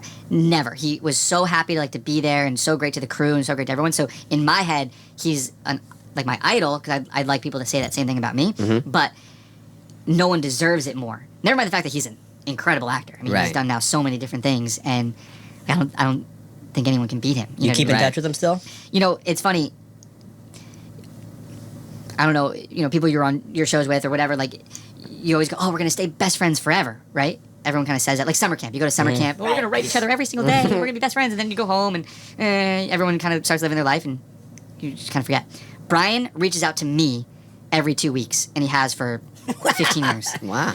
Like, literally reaches out to be like, just checking on you, hope you're well, what are you up to? Like, he's literally Hollywood God, and he calls me. He's fucking This is it. Heisenberg. You know, He's the best. I'm a piece of shit. Nah, me too, dude. Every time I see a friend, I'm like, dude, why don't I call you? Like, I'm so Right. sorry. You I've know? never like, reached out to anybody. Right, yeah. I mean, here's the thing too, that I'll have a little thought to myself, like, like I should reach out to the guy. I should reach out to somebody, just get him stoked, you know. I mean, it'd make me feel good if I and I have that thought, and then it just flutters away, and I don't do anything. And then you check your social media, how many likes you got on the last post. Or like if I call was I doing and again? they don't pick up, it's like, well, I tried. Like, Right.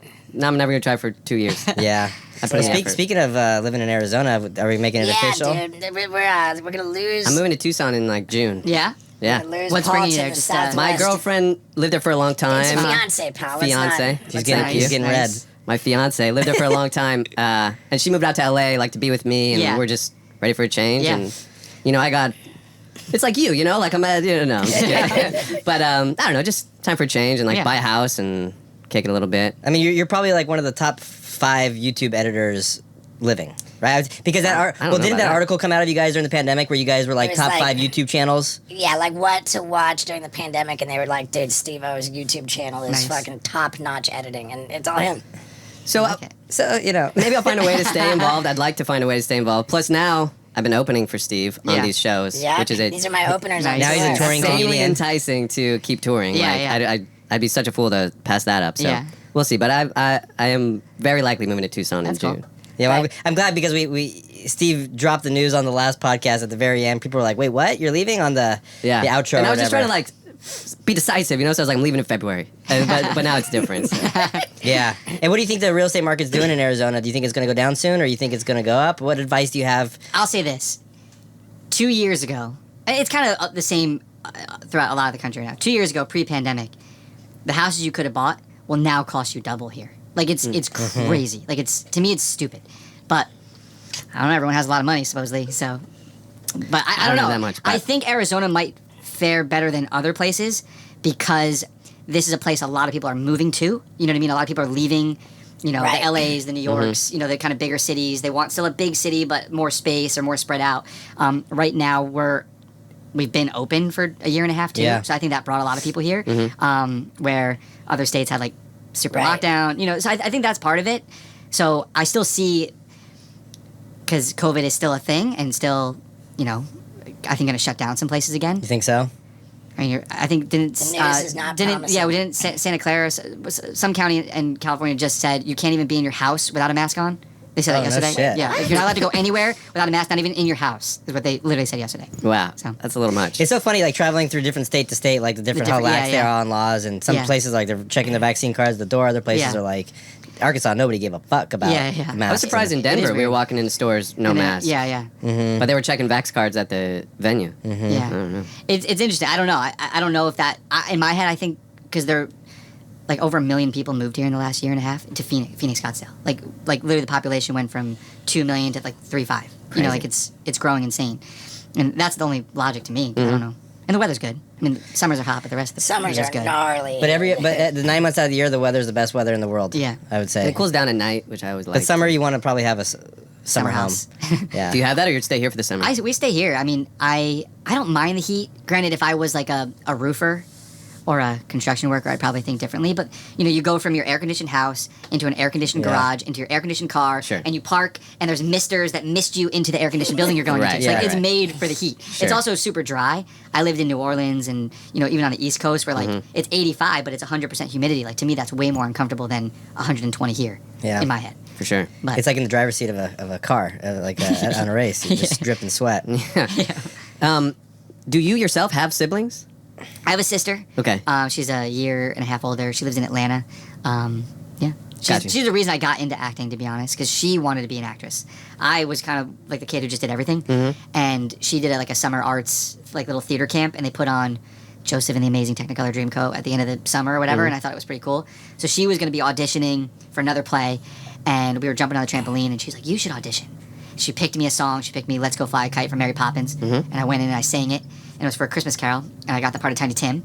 An agent saw me literally at the first rehearsal, signed me, and from that day until I left acting when I was 20, I never stopped. Wow. So it was, like I said, it truly was a thing that just took over, you know what I mean, for my family. Yeah, you were just riding like a wave, basically. Where are we going? Do you keep in touch with any other childhood actors? No. It's like a small crew of you guys. Yeah, most of them are pretty weird. Bud Bundy.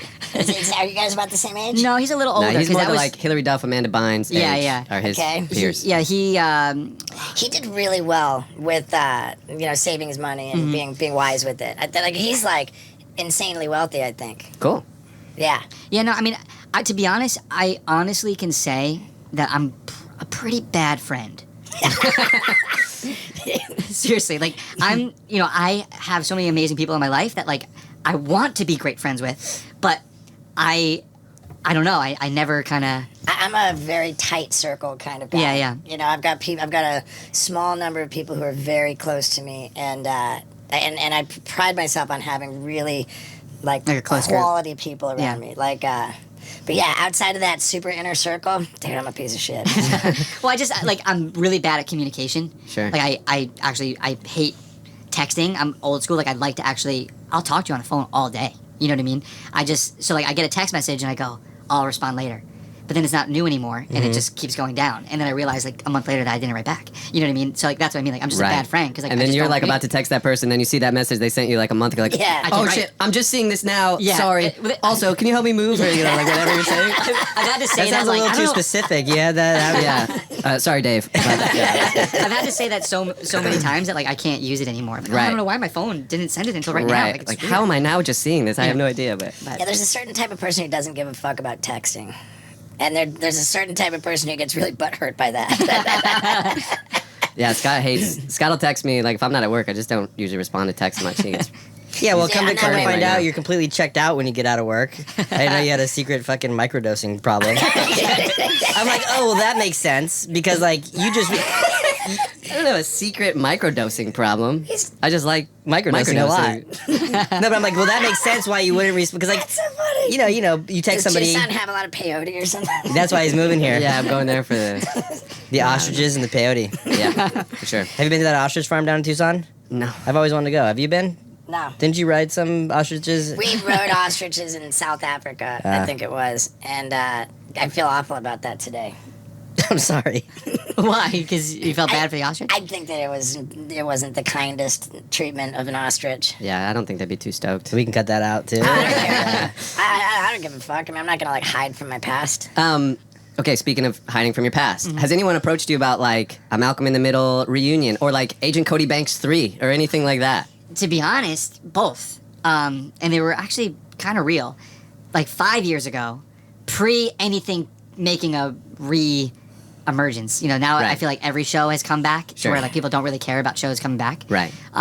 We were talking about it. Brian was leading it because he wants to do it again, and we got everyone on board except for one person, but they want to make it a movie, and I don't fully understand it, but I'd be thrilled. You know what I mean? Because it'd be cool to kind of see where Malcolm and his family are 20 years later, whatever it is. But I don't know what's happened with that. I know Brian's been writing a script and stuff like that, so we'll see what happens there. But then Agent Cody Banks, MGM has, maybe I'm not allowed to say this, I don't know, but I'm saying it anyway. MGM has two really cool ideas for Agent Cody Banks.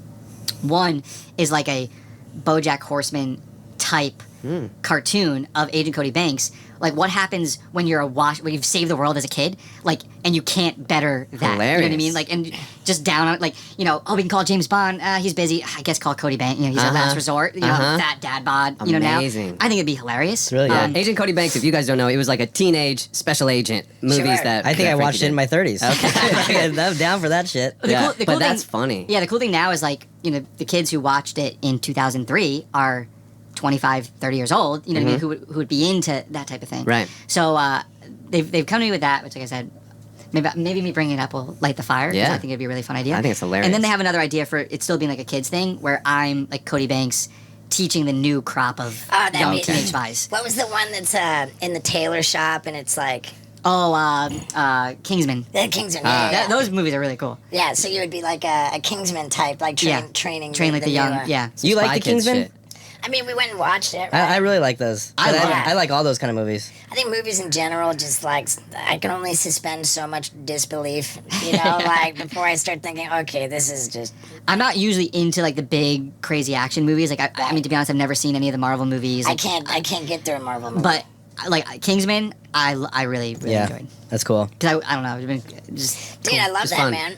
And like I'm rooting for you to pull that stuff off, man. That's killer. yeah. So, That cartoon dude, like, sounds hilarious. we could be going into an exciting time, dude. Getting back in the race car, getting back in front of the camera. Yeah, it is. It's weird, because I don't know where I'll be in 6 months. Uh-huh. Well, I know I'm gonna be racing now, but like normally in my life, I have no idea where I'm gonna be. But what we do have coming up is the most that I've had coming up. So the in a long potential time. is The potential is. the biggest as it's ever been. So you're about to lose your memory again. I can't really. Yeah. Are you still drumming?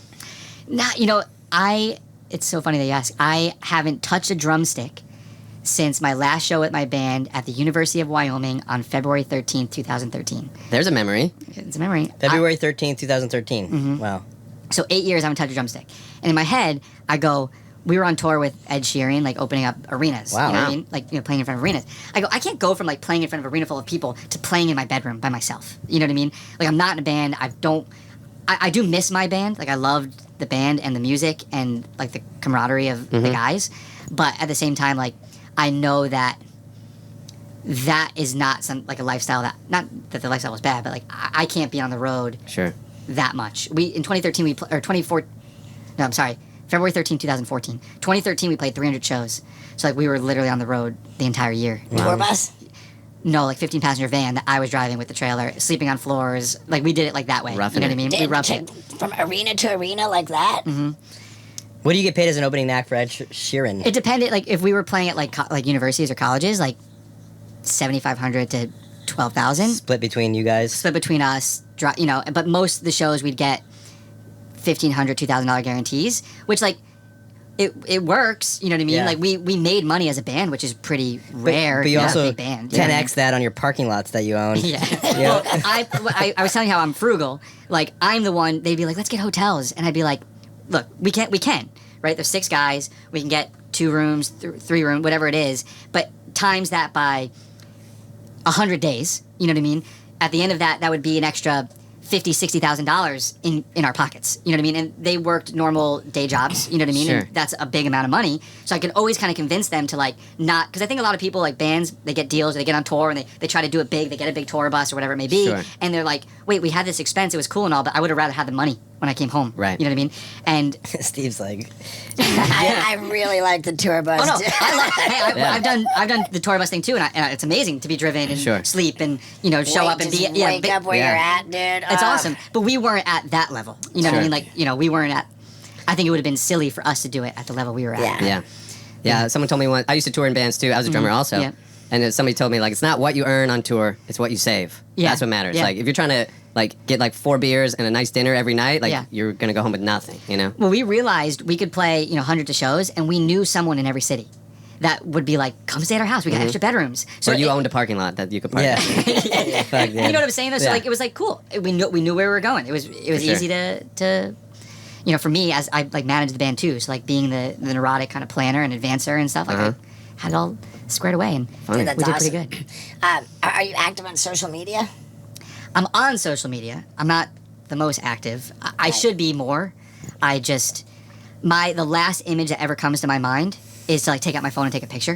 You know what I mean? So like if it's not my wife taking a photo, you know what I mean, or my wife doing it. Right. I've done some like even in the last couple months like some really really cool stuff, and I'm like I don't have any pictures to share. You know what I mean? I just don't do it. I've never went back and looked at a photo that I've taken anywhere ever, unless I'm like bored on a plane, just like fuck. But I don't get the concept of like, you know, everybody's like, dude, the Samsung Galaxy has the best fucking phone for photo taking. It's like I'm not a photographer. I don't give a shit. I like having. You know, as like a memory thing, but my wife is so good at it that I don't have to think about it. You know what I mean? My wife, she takes great photos and of the baby. And how long you guys been together? 6 years now. Married for 2.5. How'd you guys meet? She was a professional golfer, and I was trying to be a golfer. That was another. And you hired her? No, I met her at a golf tournament at like an event, like a dinner, and as cheesy as it is, it was literally like the minute I saw her, like we locked eyes, and it was on. Like we were. What was your pickup line? To be honest, hi, I'm Agent she would Cody tell Banks. the story. She would tell the story different because I saw her at this dinner and I was like, I've got it. Like I'm just not the person to ever approach someone and be like, hey, you know, like I'm Frankie. Like I don't know, like what do you do? So I was like, if I'm around her, someone will introduce. I don't know. So like I kind of like followed her around a little bit, like creepily. Yeah. And sure enough, her friend who she was with was like, hey, do you remember me? I met you a few years ago, and I didn't. But I was like, yeah. And she introduced me to her friend, and like we just sat there and chatted for like 5 hours, and yeah. The rest is history. Oh, wow. Cool. That's epic, dude. Lame story. No, it's beautiful. It's beautiful. I was about to ask, do you have anything else to promote that you're not supposed to promote? I'm gonna be on The Surreal Life. Seriously, on VH1 starting in January. I think it's gonna start. They're bringing that back. They brought it back, yeah. So they put us in this 30,000 square foot house in Mexico City a few months ago. Oh, so you already filmed it? Yeah, we already filmed it. And I'll say this: I was the nice person that everybody liked, and I got punched twice. So I have no idea what they're gonna show because the producers kept having to come in and be like, "This is not what we wanted the show to be. We wanted it to be like fun and light, not like the kind of the old Surreal Life where it was more train wrecky. They wanted it to be more like us just doing this really cool stuff." And it was it was rough. Can you say who the rest of the cast is? Probably not. Yeah, I think it's come out. Cool. It's Dennis Rodman. Amazing. Oh God. Tamar Braxton. She's that like Tony Braxton? Tony Braxton's sister, Okay. but Tamar, she was a host of like The Talk or the Okay. View, one of those. She had her own reality show. She won Celebrity Big Brother. Manny MUA, the YouTube makeup artist, who, to be honest, if he wasn't there, him and Kim Coles was on Living Single and in Living Color back in the 90s. You definitely would know. Okay. Yeah. If they weren't there, There would have been a homicide. us three, we call ourselves S3, the sober three, because we're the only ones who weren't going crazy. But if they weren't there, there's no way we would have all made it through. Wow. No way. So Dennis Rodman wasn't sober the whole time. He's not part of the S3? He's the leader of the S3. This kid, August Alsina, he is an R&B singer. Okay. He's I don't care if he likes me or not. He wasn't the greatest person, but maybe I shouldn't say that. But he was the one who like had an affair with Jada Pinkett Smith. Yeah. And Will Smith I thing. feel like she's had an affair with everybody. Yeah, I mean even me. Exclusive right When I here. was 15. But yeah, it was an interesting group, and I'm really curious to see what they make it look like. I mean, you 'cause sold me, dude. I'm going to check it out. it was sure. it was gnarly. Wow. Unbelievable. And presumably VH1 will have some streaming platform, but that would be a Paramount Plus deal. Yeah, probably. Yeah. Yeah. Yep. That's probably their motivation for doing it, to draw more subscribers to Paramount Plus. Yeah. I'm glad I asked that, dude. No shit, yeah. Fucking dude. It's weird because I don't know what the show is going to be. Meaning, like, you know, because they have cameras in the bathrooms. They have cameras. There's not a moment Right. that's not filmed, and you go. I don't know how they can't show some of this stuff, but so I don't know if like me being like, oh, it's gonna be crazy, and they're like they cut all the crazy out somehow. I have no idea, so I don't know how much I want to talk Right. shit on people because there were people I definitely hated in that house. Wow. But for all we know, you might end up looking like a dick on the show if they cut I it don't. right. I can't see that happening. Okay. Other than in the last interview, I unleashed on everybody because Amazing. I was like, I don't want to protect these people anymore. They don't deserve Wow. protecting.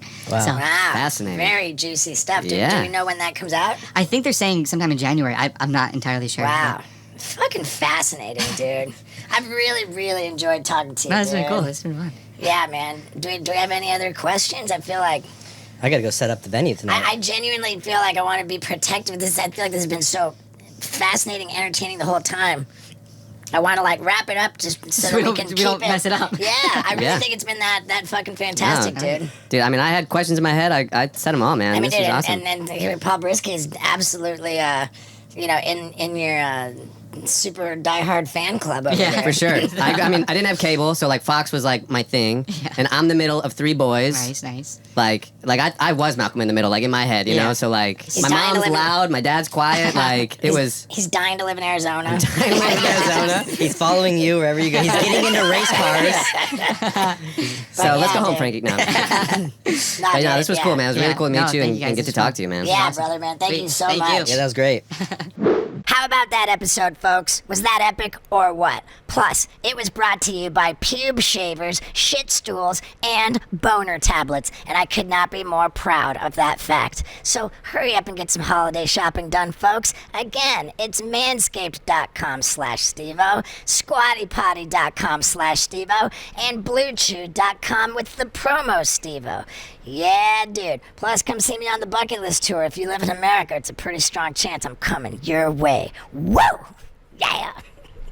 Ladies and gentlemen, welcome to another Wild Ride with Stevo, and what can I say, dude? The streak just keeps going. One huge star after another. And what can we say about this guy that we don't say on this podcast? Oh my god, it's outrageous. Ladies and gentlemen, Adam Devine. Yeah, dude. I like that. I want you to meet my co-host, Scott Randolph. What's up, big What's dog? up, Scott? And How's it going, man? It's going. up at the front of the RV, we have Paul Brisky. What's up, Adam? How are you? What's up, Paul? Great to talk to you. So Really nice. You have a very sultry sounding voice there, Paul. Thank you. Thank you Oh very my much. God. Appreciate that. I don't know what's sexier, his voice or his face. Yeah, You I haven't guys. seen his face, so I'm gonna take your word for it. Dude, I surround myself with hot guys, Adam. Yeah, but lots of hot boys. Smart. Yeah, dude. So, oh man, first off, thank you for doing this, man. I feel like we need a sample on our little soundboard for a fucking huge star alert. Dun dun dun Oh, dun. wait. We got the applause for you. Good. I feel at home now. Yeah, dude. And I don't ever want to like hit people with the same bullshit. Like when people ask me, so what stunt hurt the most? And but I do find it interesting that, as I understand it, you came right out of YouTube, right? Like just. Yeah, well, yeah, kind of. Me and the guys, we from Workaholics, we started like just doing YouTube videos and shit. I mean, to be perfectly honest, you guys inspired the whole Jackass crew inspired a lot of what we were doing. But then we were like, oh, that looks really painful, and none of us are skilled when it comes to anything like that. I think it's the other way around. I think the Jackass guys had no skill, and you guys had legitimate comedic but you guys talent. had like stunt abilities where you're like, oh, I could do that, and I could twist my body in a way that it'll hurt, but I won't die probably. Yeah. Everything would shatter on my body immediately. So we were like, I guess we have to write shit. So then we wrote sketches, and then ended up creating Workaholics based on something that we did on YouTube. Like we did a web series, and then Comedy Central saw that and reached out to us and was like, do you guys want to do a TV show? And we actually didn't, because it was they like sent us a message through YouTube, like their email type thing. Uh-huh. And we didn't know that existed. So we never looked at it. And Comedy Central thought we were fucking big timing them. They were like, when we finally got to it, it was like 3 months later or whatever. And we were like, oh yeah, we'll come in for a meeting or whatever. And then after we sold the show, they were like, oh, we thought you guys were the coolest motherfuckers alive. Nice. You didn't call us back for months. We thought you were like big timing us. And we're like, yeah, that's what happened. Yeah. Dude, I remember the first time I saw you guys was when I showed up at the Charlie Sheen roast.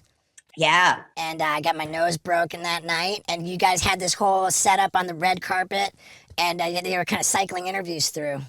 Yeah, they just didn't know what to do with us. So they were like, it's the new show. So you guys host a red carpet. And we'd never hosted anything before. So we were just up there just fucking, just being like, are you going to give it to him hard?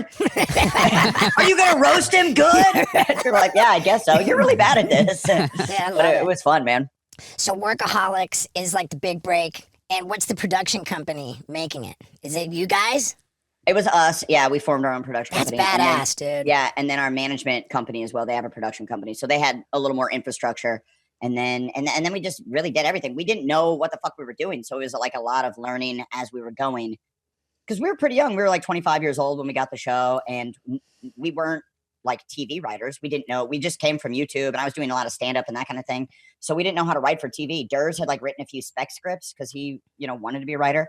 but the rest of us had no knowledge. So we were literally like running a writer's room. We hired someone that we thought was really funny, Kevin Etten, and he was our showrunner, and he kind of helped us.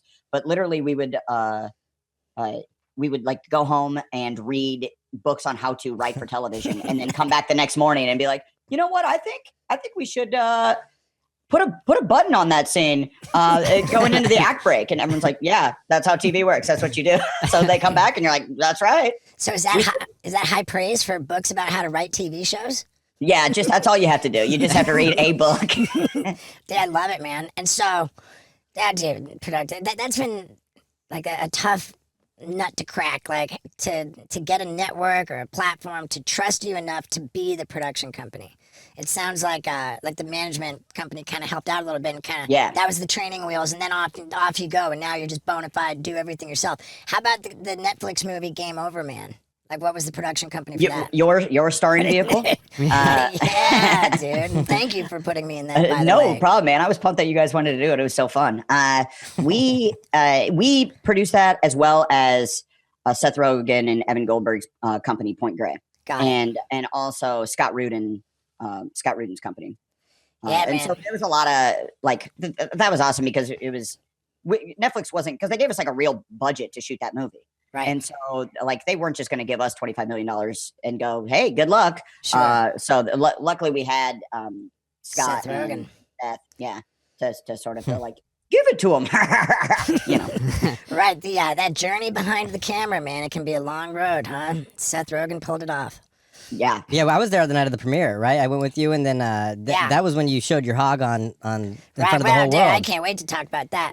But dude, let me got a whole section. We have a whole. I mean, that's the one thing we really. But the $25 million, assuming that's what it was, that they gave you to make Game Over, Man, was. Yeah, I think it was maybe 23 million. Something I can't remember exactly. Very well spent. I mean, very well spent, because I can kind of tell what, like when I do something, if I have a little part in something, or if I'm on a podcast, like sort of how much feedback I get.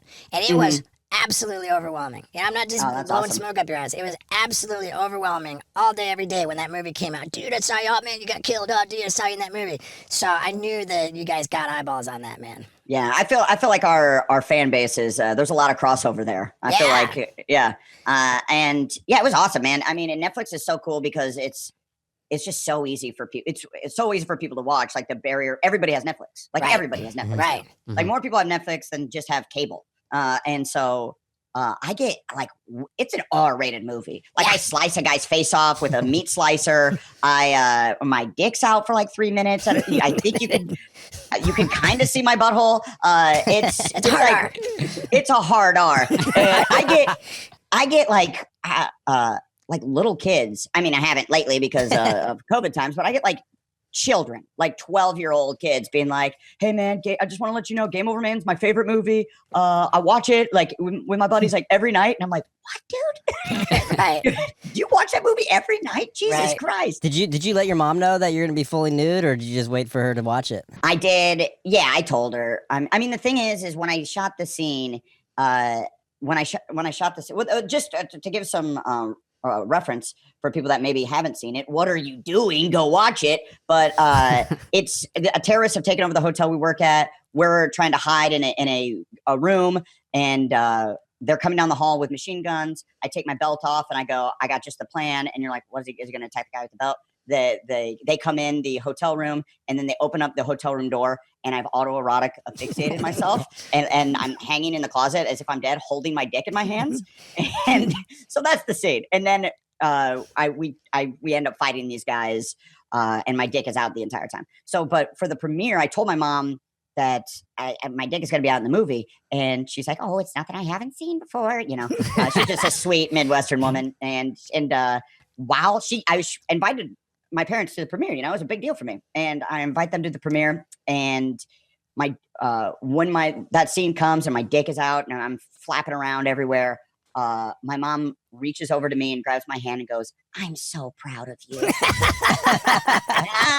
which is the sweetest thing. I mean, oh my God, thank God she's like that, and not just like you're a disappointment. Yeah, Right. You're out of the family. That was Just holding your hand. disappoint my family plenty. So how long you been married now? And congratulations, by the way. I'm not yet. COVID kind of. So you just got engaged? Marathon engagement like me. Yeah. How long have you been engaged for? Well, it's been a year now in October. What about you, Steve? Creeping up on 3 years. Woo! Hey, just bask in the glow, man. You have your whole life to be married. Right, exactly. Yeah, were you with your fiance at the time that you shot Game Over, Man? yeah.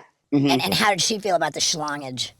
She knew what she was getting into when she started it. She'd seen Workaholics. She knows. Right. She's familiar. And I wrote the movie. Me and the guys wrote the movie. So she knew, she read the script and she was like, Jesus Christ. And your dick is going to be in like 7 pages of your dick. Yeah. And I'm like, well, we'll cut around. It won't just be my dick the whole time. And then in the edit bay, Kyle's just like, dude, I tried to make it so it's not your dick the whole time, but it's really funny if your dick is just out the whole time. And I'm like, well, all right. And it was funny when we shot that scene, like the crew guys were so uncomfortable at the beginning of the day because it was a whole big fight scene. So it took like 7 hours to shoot. So they're wildly uncomfortable. These are like grizzled crew guys, like that, or like your dad's age, just like working a camera or a boom op and like, grips and shit. And by the end of the day, couldn't care less that my dick is out. They're like, they're actually like coming up with better shots. They're like, it'd be funny to like zoom in like down low. I think the dick will look funny coming at like from this like a hero shot up to the dick. And I'm like, all right, I guess we're adding shots now. We're adding dick shots? My sexy guy up here, Paul Brisky, with the sexy voice, is also my editor, and he has spent a lot of time staring at my dick. Oh my God, it's true. Lucky man. Yeah. I've seen Steve jack off to completion from 12 angles. Every frame. Yeah, I had to throw together your vasectomy bit in the beginning, and I was just like, it's 4 hours of staring at them cut your balls open. Yeah, and yeah. I had a big stunt I was so excited about called skyjacking, where I was jacking off. I'm butt naked in an airplane, got a guy strapped to my back, and I'm whacking it for the fucking fences, and I fall out of the airplane simultaneously blowing a load. Jesus Christ. Yeah, that's why we had 12 angles. Because it was awesome. The world needed it. So you were able to, that's impressive. I don't think I would. It was a logistical nightmare. Yeah. I brought a DVD player with me. Okay, so you got yourself there by like watching porno or whatever. Correct. Yeah, now here's the fucking butt kicker. Like right before we take off, they say, hey, dude, like this needs to happen within a very tight window of 2 minutes. Because if you fall out of the airplane at any other time, we're going to miss the drop zone. Oh, so sure. I'm going to have to kind of fucking thread the needle with this one. Yeah, so you really, you queued up the perfect video. I queued up the perfect fucking scene. I told them, I thought about it for a second. And then I said, okay, give me 1 minute's notice. Give me 1 minute's notice before the 2 minutes starts. Yeah, smart. Yeah. Skills. See, that's that talent that you didn't have to write a workaholic show. You had these skills that come within a window like that. Right. But we all have something.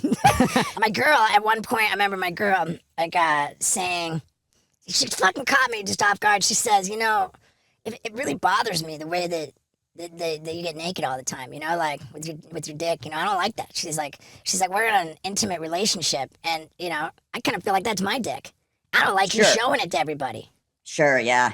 And you're like, baby, it's the world's dick. At this point. This is insured for $500,000. At this point, this is an international cock. I think I got myself a little bit in a better position. I said, babe, whatever I do, it's a lot funnier if I got my dick out. That was it. Yeah. You can't argue with that. It's true. You can't argue with that. It's a spiritual axiom. Yeah. It's an immutable law of nature.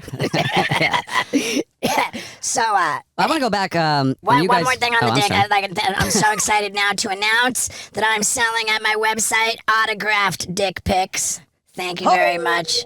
Yeah. That's when you gotta hit him with the horn. Yeah, dude, let's get that cheers. Because I have this one bit where I'm like, you know what?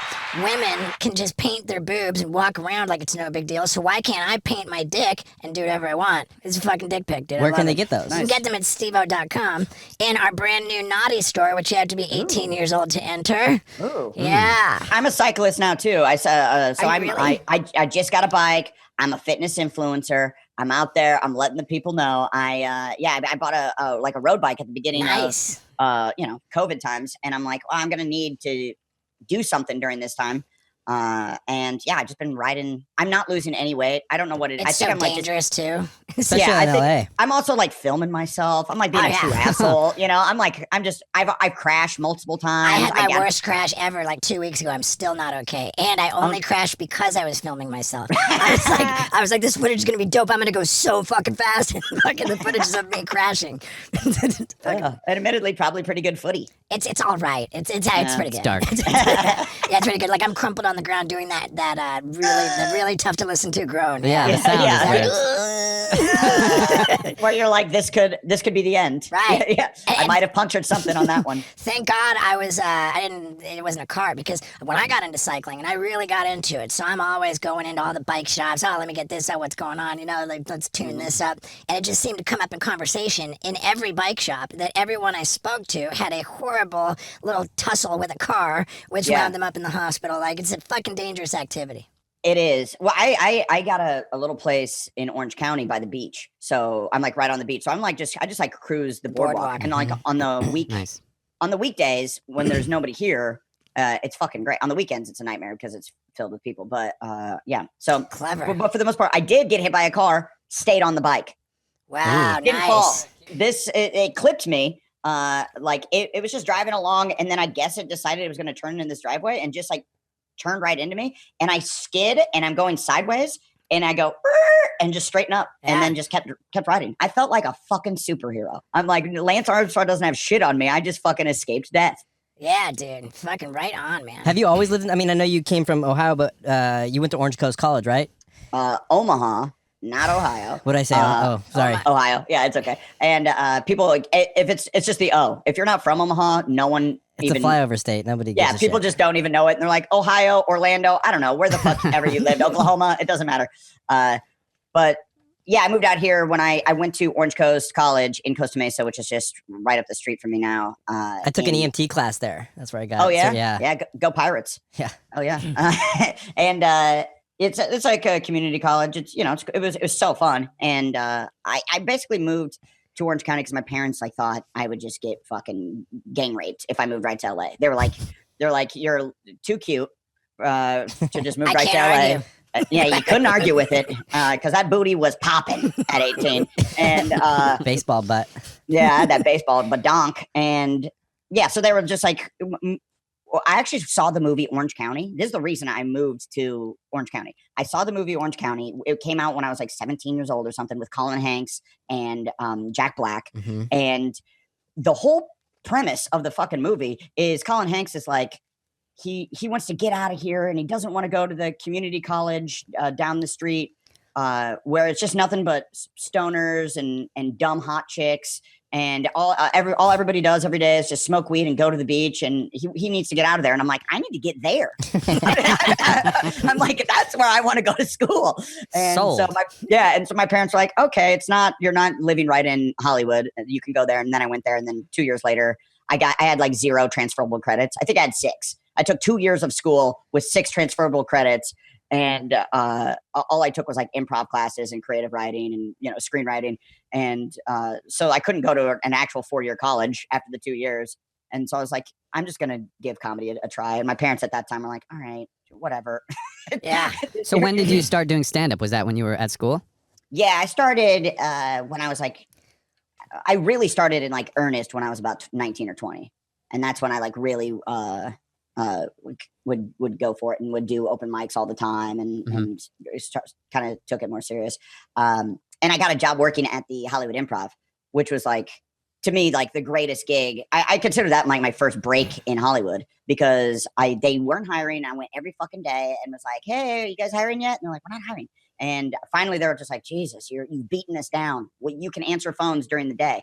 And I got to know everybody. I got to know the bookers. Everyone knew me. I said, Hollywood Improv, Adam Devine speaking. Like, I let them know that I'm Adam Devine. And, like, everybody, even just people are just trying to buy tickets. Like, oh, I don't care at all who you are. 2 tickets for Daniel Foster, whoever.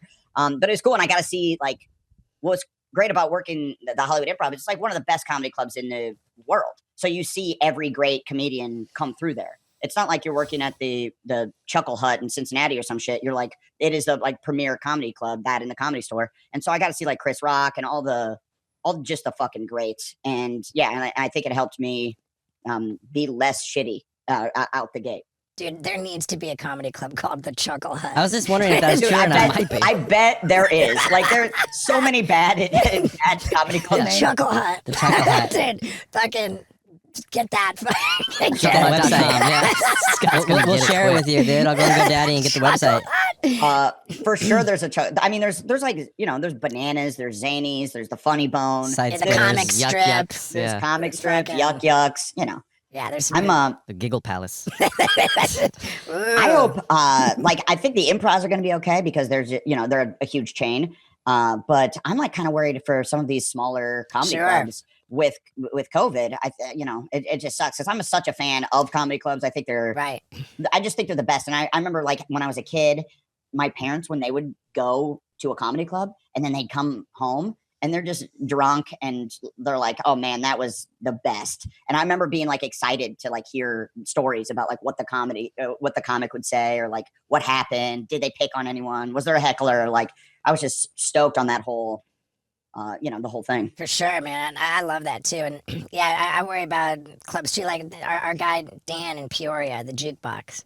Oh yeah. You know, like I wonder what's going on with him. Well, yeah. What about like during the pandemic? Have you been able to shoot any movies? Have you what's going on? No, I haven't. No, I did. I'm doing the podcast with the Workaholics guys. This is important.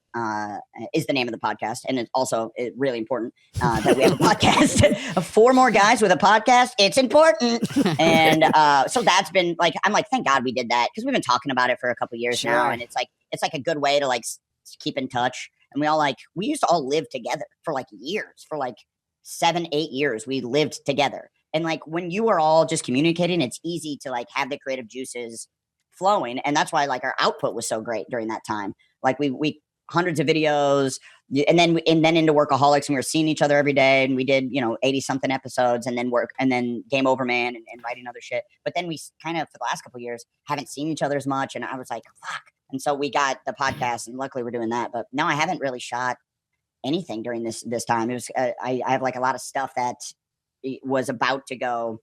And then because of COVID, it just was put on the back burner. I'm doing, I was in South Carolina about to shoot the 2nd season of The Righteous Gemstones. Nice. The show I'm on Such a good HBO show. with. Yeah, thanks. Yeah, I'm like, I love it. And it's like the cast is incredible. And Danny McBride and Edie Patterson, who plays my sister, is hilarious. John Goodman, Walton Goggins. And Danny we were about to McBride. start. Yeah, Danny's the best. He's the fucking like, shit. He's also just like the coolest, nicest guy. You know, it's cool when you meet someone and you're like, I hope they're cool. You know, it'd be a bummer if you met someone and they're like, ah. But Danny's like exceeded my expectations because he plays like kind of dickheads a little bit. Oh, like, sure. you know what I mean? And so He's you're like, so I hope funny, he's just man. not a fucking asshole like his characters, but he isn't. He's like the nicest guy and he's so fucking cool. So we're about to start shooting that. I literally was like day 1 of shooting. And then the news is like, you know, all of a sudden it's a global pandemic, and we're like, that's what we're going at. We're going with global pandemic. That seems pretty serious. And then and they're like, yeah, you know, I think you guys, it looks like you should probably go home. We'll probably be back in like 3 weeks is our guess, and then we'll fire everything back up. And then once we get this under control, and then start back up. And then you know that was in February. So Right. Fuck. Man. Or Yeah, March, that's I when like guess. 3 weeks sounded like a long time to like shut Yeah, I things know. down. Like, Right. 3 weeks? Oh my God. Now we're about to go I to had to another be in my house lockdown. for 3 weeks. I know, dude. It's nuts. Down in Orange County, They don't people give a here fuck down there, They dude. don't give a fuck. They Yeah. do not care. It's actually like, I mean, it's a little bit awesome because you're like, it seems kind of normal, but at the same time, you're like, oh, this is just a hotbed. Like they don't They don't care at all. I went on a date yesterday, and we went to this restaurant. And nobody had their mask on. Everybody even walking around the town. I was just like freaking out. You were down in Carlsbad? It's down in San Clemente. Okay. And it was just like, just walking around town. Nobody they don't gives a fucking fuck. care. They really And the don't. server came and she had a face shield on. And the face shield was at like a straight angle. So like even... It was just channeling everything to everything was just dropping. And I went on a date with a nurse. And I was like, hey, look, I'm not trying to freak out, but like this is kind of gnarly. She's like, oh, this whole room is fucked because of this girl right here. And she brought out the lattes and like it was just going right down into the lattes, like all of her spit, How did you meet the nurse? A dating website. Oh, yeah, Hinge? I went on Hinge when I was down there. Yeah. How much time are you spending with? I already deleted it. It's just too much, dude. So you're in this oh, I deleted. Oh no, okay, I'll try it again. Like No. Because I was working down there a lot. I was like, man, I'm just working so hard, and then I need a little release. I got on a dating app, and then it just. So you swear off the dating app, and then you relapse. Yeah. How many times have you deleted it? In my life? Yeah, and then put it back Like on. 9. It's just insanity, Because I've been dating my girl for so long that I like miss the whole dating app movement that has happened. And it's actually like, it looks fucking awesome. Dude, Like, I can't argue there, man. I see Scott's apologetic and like it's sort of not all on because he thinks it's a bad thing, so he'll delete it and then put it back on. But we have like other buddies that are just all about the swipe, and they're just swiping and they're just I asked my buddy. I was like, how many dating apps are you on? He's like, all of them, dude. and we got a couple guys that are really mowing them down. One in particular. Yeah. Really mowing down like pretty hot chicks too. Hey, let me ask you, how long were you dating your fiance until you started farting in front of her? I'm absolutely going to let Adam answer that question. But first, I'm going to tell you that I started confidently farting in front of Lux about a year into our relationship. And she just started ripping them about 6 months ago. So I've told you that. Now, let me tell you that when I was down at the warehouse in San Diego, this is where we ship all of our stuff. It's a fulfillment center, a shipping house. It's called Tight Box Packing. And Scott says, dude, I'm thinking about getting a pad down here in San Diego. And I said, what are you talking about, dude? We got this upstairs space, and we have a fucking bed sponsor, bro. Let's talk to the Helix people and say, yo, man, we need another bed. It'll be rad because I love Helix beds so much, and they ship it to you where it's like all in this box, and when you open up the box and it like becomes this dense, like awesome, comfortable mattress, and it is precisely exactly the one that's perfect for you because they just have you go on their website and you take a 2-minute quiz, you plug in the info, and they spit out exactly what's the perfect mattress for you. And then, man, you get it. It's the best thing. I love my Helix. I'm going to beg the company for another one. And if you want to take this easy 2-minute quiz and go to helixsleep.com/Stevo, you will get up to $200 off of any mattress of your choosing. And if you get 2 free pillows. Do it, man. Get 2 free pillows and up to $200 off of any mattress you want at helixsleep.com/Stevo. All right, now let's talk about farting. We covered that the other day. I'm not like a huge farter. Like it just doesn't happen that often. Like some people just they're just very flatulent people. I'm not that flatulent of a guy. So I mean, I have for sure. Actually, what's great about Chloe is she can't smell that well. Like truly, I've farted and then she walks in the room and I'm like, like early on in the relationship, I'm trying to like dissipate the fart with my hand, spinning around. And she's like, "What are you doing?" And I'm like, "Nothing. What? What's up?" And then she's like, just sat down and like started to eat eggs or something. Like was just like had a meal. It smells good. What is it? In the room that I just like bombed, and I was like, "Oh, she's gonna smell this." Had no recollection, didn't know it at all, and I'm like, "I think I love you." I was like, "This is it." Yeah. She's the one. That's how you knew she was the one. Yeah, meant to be. Yeah. So, do you plan on having a family? Yeah, I think so. Yeah. I want to get married. I just want to get married before I had the kids. Yeah. I don't know. It's kind of old school. But I'm like, that was just because we were gonna get married. We had a whole day planned and everything, and then the venue canceled all events for all of 2021. All of next year. So we had a date for like September of next year. And then they're like, you know what? Fuck it. And we're like, Oh, We're calling it. We're calling it. yeah, you don't want all of our money? All right. So now I'm like, I don't know. Yeah, we might just start churning kids out now. Who knows? It seems that, like, I heard divorce rates, like, people like filing for divorce because during the pandemic, everybody's forced to cooped Deal up, with their shit. Like, Yeah. the pandemic really puts your relationship to the test. And I'm stoked that my girl and I haven't gotten burned out on each other. We just get along great.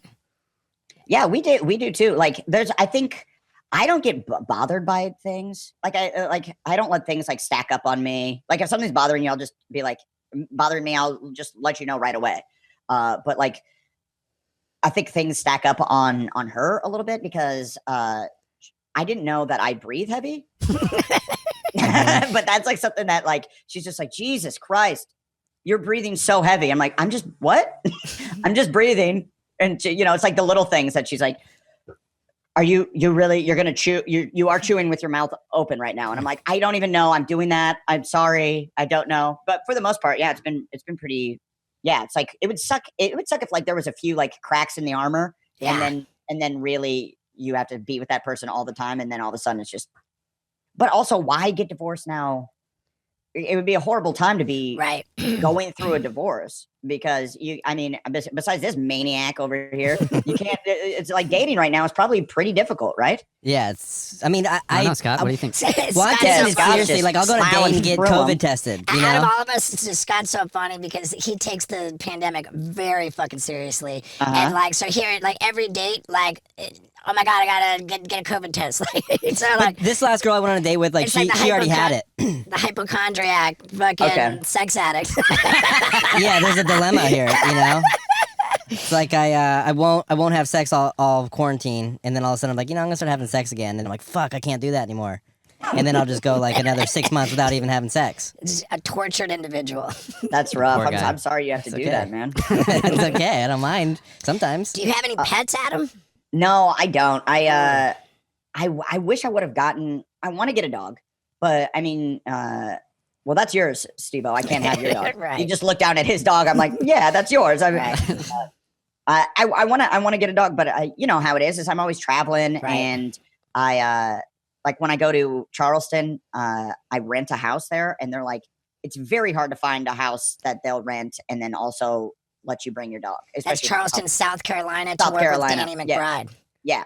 How long are you And, gonna be there? Dude, we have to do so many safety protocols. We're shooting 10 episodes. That should take 4 months tops, 6 months because of all the safety protocols. You can only shoot like something like 8 hours a day, and then they got to spend 2 hours cleaning everything like at the end of the day, every day, and then that like every like 2 weeks they have to take a week off. Yeah. For sterilization. I have no idea exactly why the fuck it's going to take so long, but I'm like, oh, okay. So I'm like, I'm going to, rent this house for 6 months, but I wish I would have gotten a dog at the beginning of quarantine because it would have been a good, just a little quarantine buddy, Yeah, dude, it's the best, man. It is the Is that the dog that you got in Peru, right? Peru, yeah. Thank you for knowing that. Yeah, I did it. I weirdly did know that. She's a bona fide fucking star, man. I love this fucking dog so much. She man. loves the podcast too. When we're setting up, I think it's because Yeah. she gets treats when she lays there, but she just loves it. She jumps in the van first. Yeah. Oh, dude, she's ready to work. Yeah. Yeah. Man, I had something. I fucked Zac Efron. Oh yeah, what's up with Zac Efron? Dude? We're all dying to know, dude. We all got it. We were By the way, talking. that was totally it. I like. Well, what kind of question? What do you mean? What's up with it? Paul, you were talking Just about how like hot is that guy? I mean, Okay, let's start with how hot is he? He's like, well, it's weird because he's like a pretty. I mean, he's a really nice dude. Hot he's dude. Like just a great guy, but like. He is like a super hot, super hot dude. For whatever reason that I keep getting cast like opposite like honky dudes, and then I'm like the regular guy schlub that I think America can relate to, and they're like, yeah, I'm kind of like him, and then there's always that fucking hunk over there, and because I worked with Liam Hemsworth in a movie, Isn't It Romantic? And also he's the same thing where it's just like you're just like Jesus Christ, like you won't see him for a while, and then he'll be like at craft services or whatever, and then all of a sudden Zach or Liam is like right next to you, and you're like, Jesus, god damn, you're sexy, you know? They're even hotter off camera than they are on camera. But specifically, the camera can't capture all that beauty. But specifically with Zach, I saw like grown women, like 50-year-old women, like melt in front of him, like act like little girls, like, and like objectify him in a way that I've never seen a man objectify. Well, I take that back there because I've been to strip clubs, but no, like just like truly just like melt in front of him. I'm like, oh, this is weird, dude. And he's like, yeah, it's so weird. Like, he's like, I don't even like to, if I see like a pack of like 50-year-old women, I try to steer clear because they will just lose their minds. And I'm like, yeah, that is a weird, I don't have that problem at all. They don't give a shit about me. Poor guy. Me, it's like 20, 30-year-old dudes. I'm like, fuck, I gotta. Yeah, exactly. Some kids with a skateboard. You're like, all right, let's get out of here. It's like we're at like Denny's at like 2 a.m. It's like, fuck, dude. Okay, going that way, and you know. Zac Efron's like, dude, there's like hot milfs are trying to fuck us. way too much pussy over there. Yeah, he's like, oh god, I can't even walk past that. Jesus Christ. That's it. Were you in Hawaii with Zach when he fucking rode the tiger shark? Yeah, dude, we were together. Ocean Ramsey. Ocean Ramsey, that's right. He goes. It's early on in shooting the movie, and Zach is like, yo, dude, tomorrow I got to set up. You want to go shark diving? And I'm like, no. But, I'm trying to like fit in, it's like my first starring role in a movie. So I'm like, well, if he's doing it, I guess I should do it. And I went and did it. And that was like the fucking scariest thing. First of all, didn't know I got seasick, wildly seasick. And so we get out there and she's like, it'll actually be better once you're in the water. And I go, oh, okay. And I get in the water and she's like, if any of the sharks are being aggressive, I'll like tell you. This shark, and she's like, if they pop their gills out and if they come up next to you and hip check you, they're like sizing you up. And I'm like, oh, okay. Fair enough. There's like 17 sharks in the water. They're fucking everywhere. Your head's on a swivel. And the shark comes right up next to me. It's like popping its gills and just like it comes out of nowhere from the deep blue and just hip checks my ass by a fucking shark. And I'm like, oh, what the fuck? And then she's like, come up. When I go up and she's like, that shark is being weirdly very aggressive to you. I'd recommend getting back on the boat for a while and just kind of letting him chill out. I'm like, good call. And I get on the boat. Puking. Zach's in the water. He's having a great time. The sharks fucking love the guy. They're the sharks gushing over him. They're all female sharks, like they're all girl sharks. Ovulating. I get back on the boat. Now I'm seasick. I'm puking. I'm chumming the water with my own vomit. And then she's like, what are you doing? You're chumming the water. And I'm like, I'm seasick. And she goes, I'm going to need you to get back in the water. I'm like, with that mean shark? And she's like, it'll be fine. And we get in and all of a sudden I'm back in the water. The shark is kind of leaving me alone. I'm like, oh, what the fuck? And all of a sudden the sharks disappear behind me, disappear in front of me. I see them all just like swim off into the darkness. And I'm like, well, that's a weird sign. And she's like, come up. We come up, Ocean Ramsey, me, Zach, Ocean, and we go up and she's like, hey, there must be an apex predator in the water. And they're like, big, more than the sharks? And they're like, yeah, it's either a great white, which I doubt. I think it's probably a tiger shark. Sure enough, this huge, the thing was like 13 feet long. It was fucking massive. Tiger shark. And they're like, she goes, it's more interested in the boat than us. It's been circling us for a while. Let's just stay close to the boat and, and let it chill. And I'm like, I'm going to stay on the ladder. That's where I'm staying. and the shark is swimming around. Zach swims over to it, grabs it by its fin and rides it as if it's a fucking, like a little kid ride that you put a quarter in at like outside of a Kmart or some shit. And he rides it. The shark does nothing. He comes up and we're all like, holy shit, that's insane. Oh my God. And she's like, yeah, definitely don't do that again. That is insane. And we go back down. He rides it again. This time the shark like gives him like a little like shoulder shimmy and just like sort of wiggled him off. We come back up and we're like, oh my God. Ocean's like, that's crazy. Definitely don't do that again. Oh, holy shit. That's wild. Zach does it a third time. Grabs it. Now the shark's just like, get the fuck off me, dude. Like, why do you keep touching it? And the shark like threw like Bunkin' Bronco style, threw him off. And Zach like goes flying in the water and then comes up and Ocean's like, that's great. Everybody on the boat right now. That's insane. We're done. And yeah, but then, but in hindsight, Zach didn't get bit. Nothing bad happened. He looks cool as shit in the story. He got to go on all the talk shows. He has a video. So they have all this really cool footage of him like swimming up to the shark, grabbing it by its fin, looking all cool. Meanwhile, I'm like in the background, like aggressively swimming. Yeah, just puking on myself underwater, just swimming backwards. Like I look like such a bitch. Meanwhile, Zach's like looking all cool, swimming towards it, and I'm like aggressively doggy paddling away. Dude, but that whole story, like, it hit me so hard because going back to, you know, when Jackass was a little TV show on MTV, I mean, like 20 fucking years ago, and we go out with Manny the shark guy, and and that was the deal. We're gonna go ride a shark. We thought we were gonna do that. Manny fucking grabs the fin, he's riding the shark all over. Like, we realized this is not gonna happen. It's not gonna happen at all. And like, kind of over the years, just gave up on that. You know, just gave up on that dream. And then all the fucking sudden, I see Zac Efron do it, and I'm like, I can't give up on that. I can't give up, dude. If fucking Zac Efron can do that, dude, then I am not gonna fucking throw in the towel, dude. And so we reached out to Ocean Ramsey ourselves. Oh, really? Trying to fucking make it happen, right? Yeah, you reached out, and she was like, okay, well, it could happen on, you know, Monday or Tuesday, and you're like, I'll book every trip that week. Right. No, she was like, she says, it's better if we book 2 sessions. So we go for a morning dive and like the afternoon dive. And I was like, I'll do 2 fucking sessions every fucking day for like 2 weeks. I don't care. Like, let's get it done. Yeah. I forget why we didn't, but. That's Oahu, or that's what island is that? North Shore of Oahu. Mm-hmm. I'm telling you, February, dude. Let's go ride a shark. Do it, Steve-O. I'm rooting for you, my man. And what's funny is I was like, after that, everyone's like, was that terrifying? I'm like, yeah, for sure it was. And I was like, you know what? I did that. I'm never going to do it again. Now I've been shark diving like 4 other times. I've done Shark Week on Discovery Channel twice now. I did it for my own show, Bad Ideas, that I did on Quibi. And I'm like a shark guy. So I'll come with you. I'll ride a shark with you. Dude, tell us about Quibi, man. When did that go down? When did my show dissolve the entire company? When did my show ruin the $1 billion company? It was awesome. They right before the pandemic started, I did 8 episodes and I did all kinds of cool shit. I swam with a meat diaper in the Amazon River trying to get piranhas to attack me. Nice. Dude, I'm very truthful when I say that specifically Wild Boys, that show inspired me. Thank you, man. Yeah. So you knew that piranhas would want no fucking part in messing with you because you're not dead.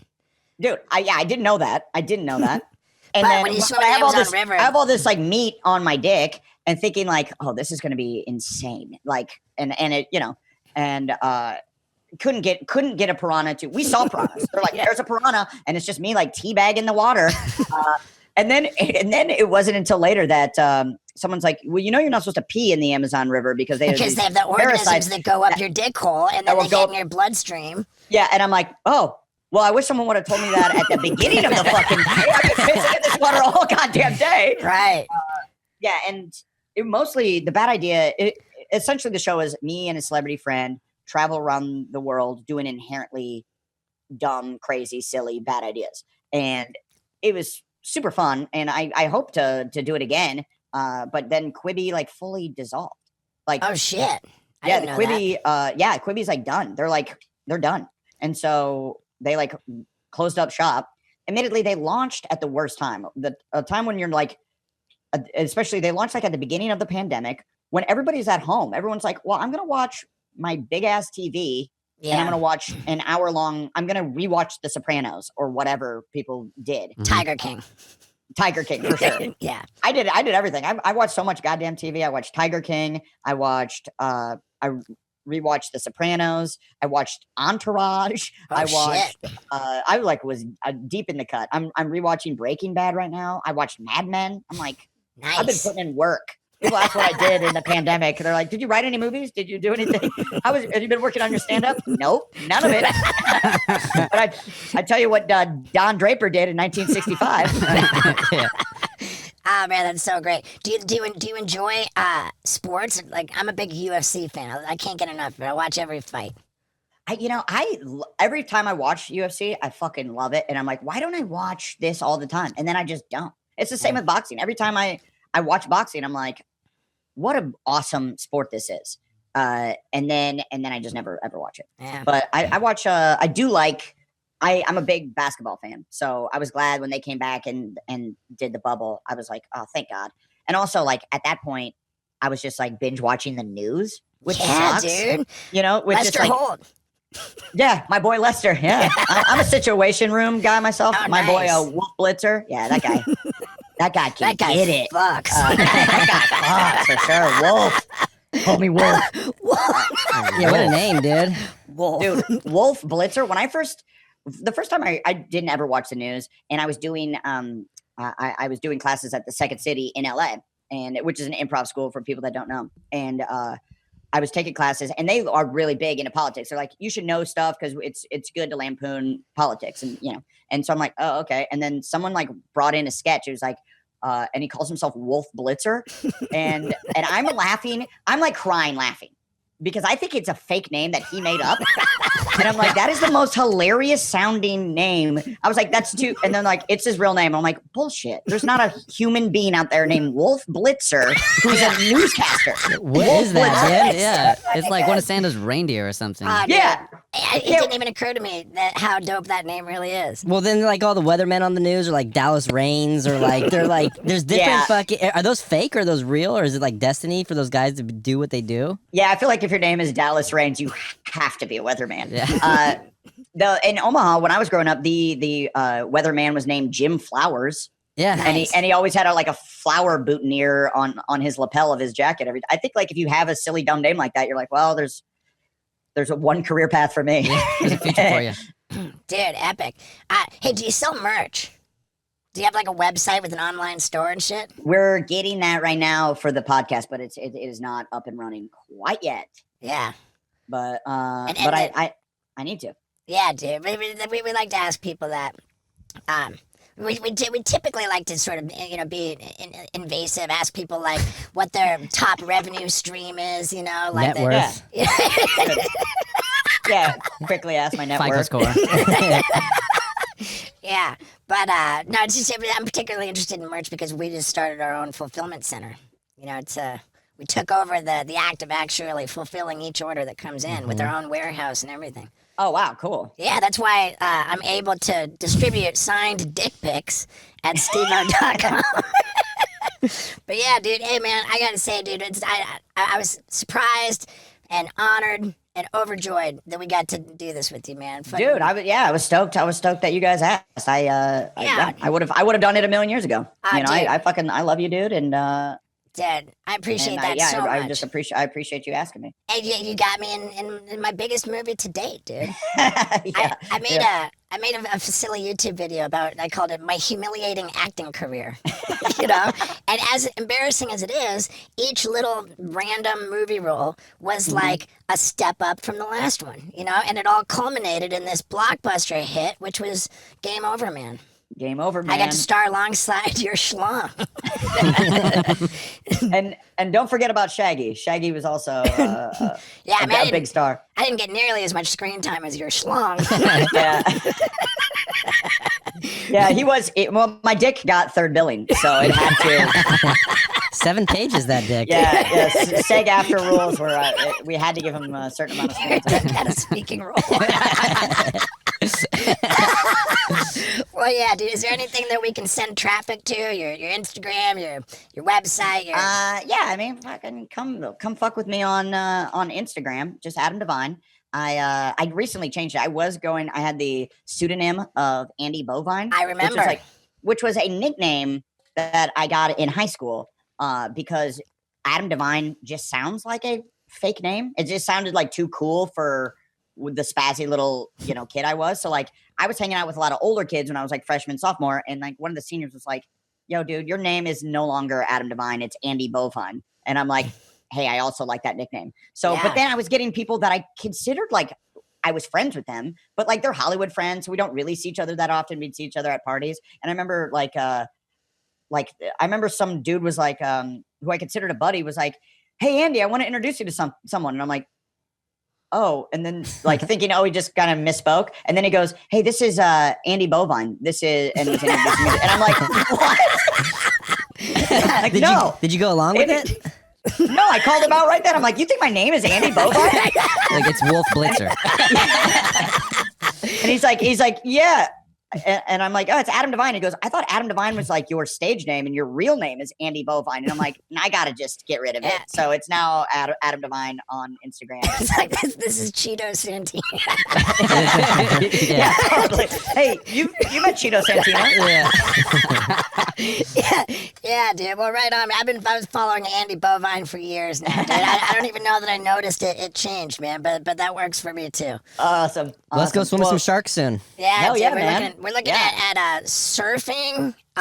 Been at the base of snow-covered mountains in Alaska, and then hopping on a plane over to Hawaii to ride sharks this February. Jesus Christ, you live such a great lifestyle. Well, hey man, if you want to tag along and barf on yourself, dude, it would be an honor. Yeah, that makes for some good footy. Yeah, we can always use pukers. You know? I'll puke too, dude. I'm fucked in the water. Yeah, he's got terrible seasickness. Yeah, I did the same thing in Fiji. Yeah, Puked man. everywhere. Dude, the thing is you don't know you're seasick until you're out there yakking. Like, and I've been on both before. Just like sometimes it hits and sometimes it doesn't. 100% of the time. 100% of the time, dude. I know before we get on the boat it's gonna happen, dude. Yeah, and he's a real waterman too. You can't get enough of the ocean. Yeah, it's crazy. Yeah, That is wild. Well, fucking hey, man. Right on, brother. Thank Awesome, you man. again. Truly an honor.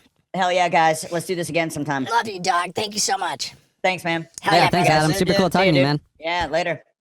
See you, Paul, with your sexy ass voice. Hey, thank you, brother. Did I mention that I was just down in San Diego at our new fulfillment center? It's a warehouse, and the business is called Tight Box Packing. Well, I'll tell you, it was a rough trip because I didn't have Wendy, and I also didn't have Lux. Afterthought. I mean, like, fuck. But it was a productive trip. And as I told Adam Devine, there are dick pics for sale at stevo.com. And if you go right now, you'll find both autographed gnarly DVDs and autographed dick pics. But hurry up, because those DVDs are going to disappear, man. Thanks for hanging out until the end, guys. I love you so much.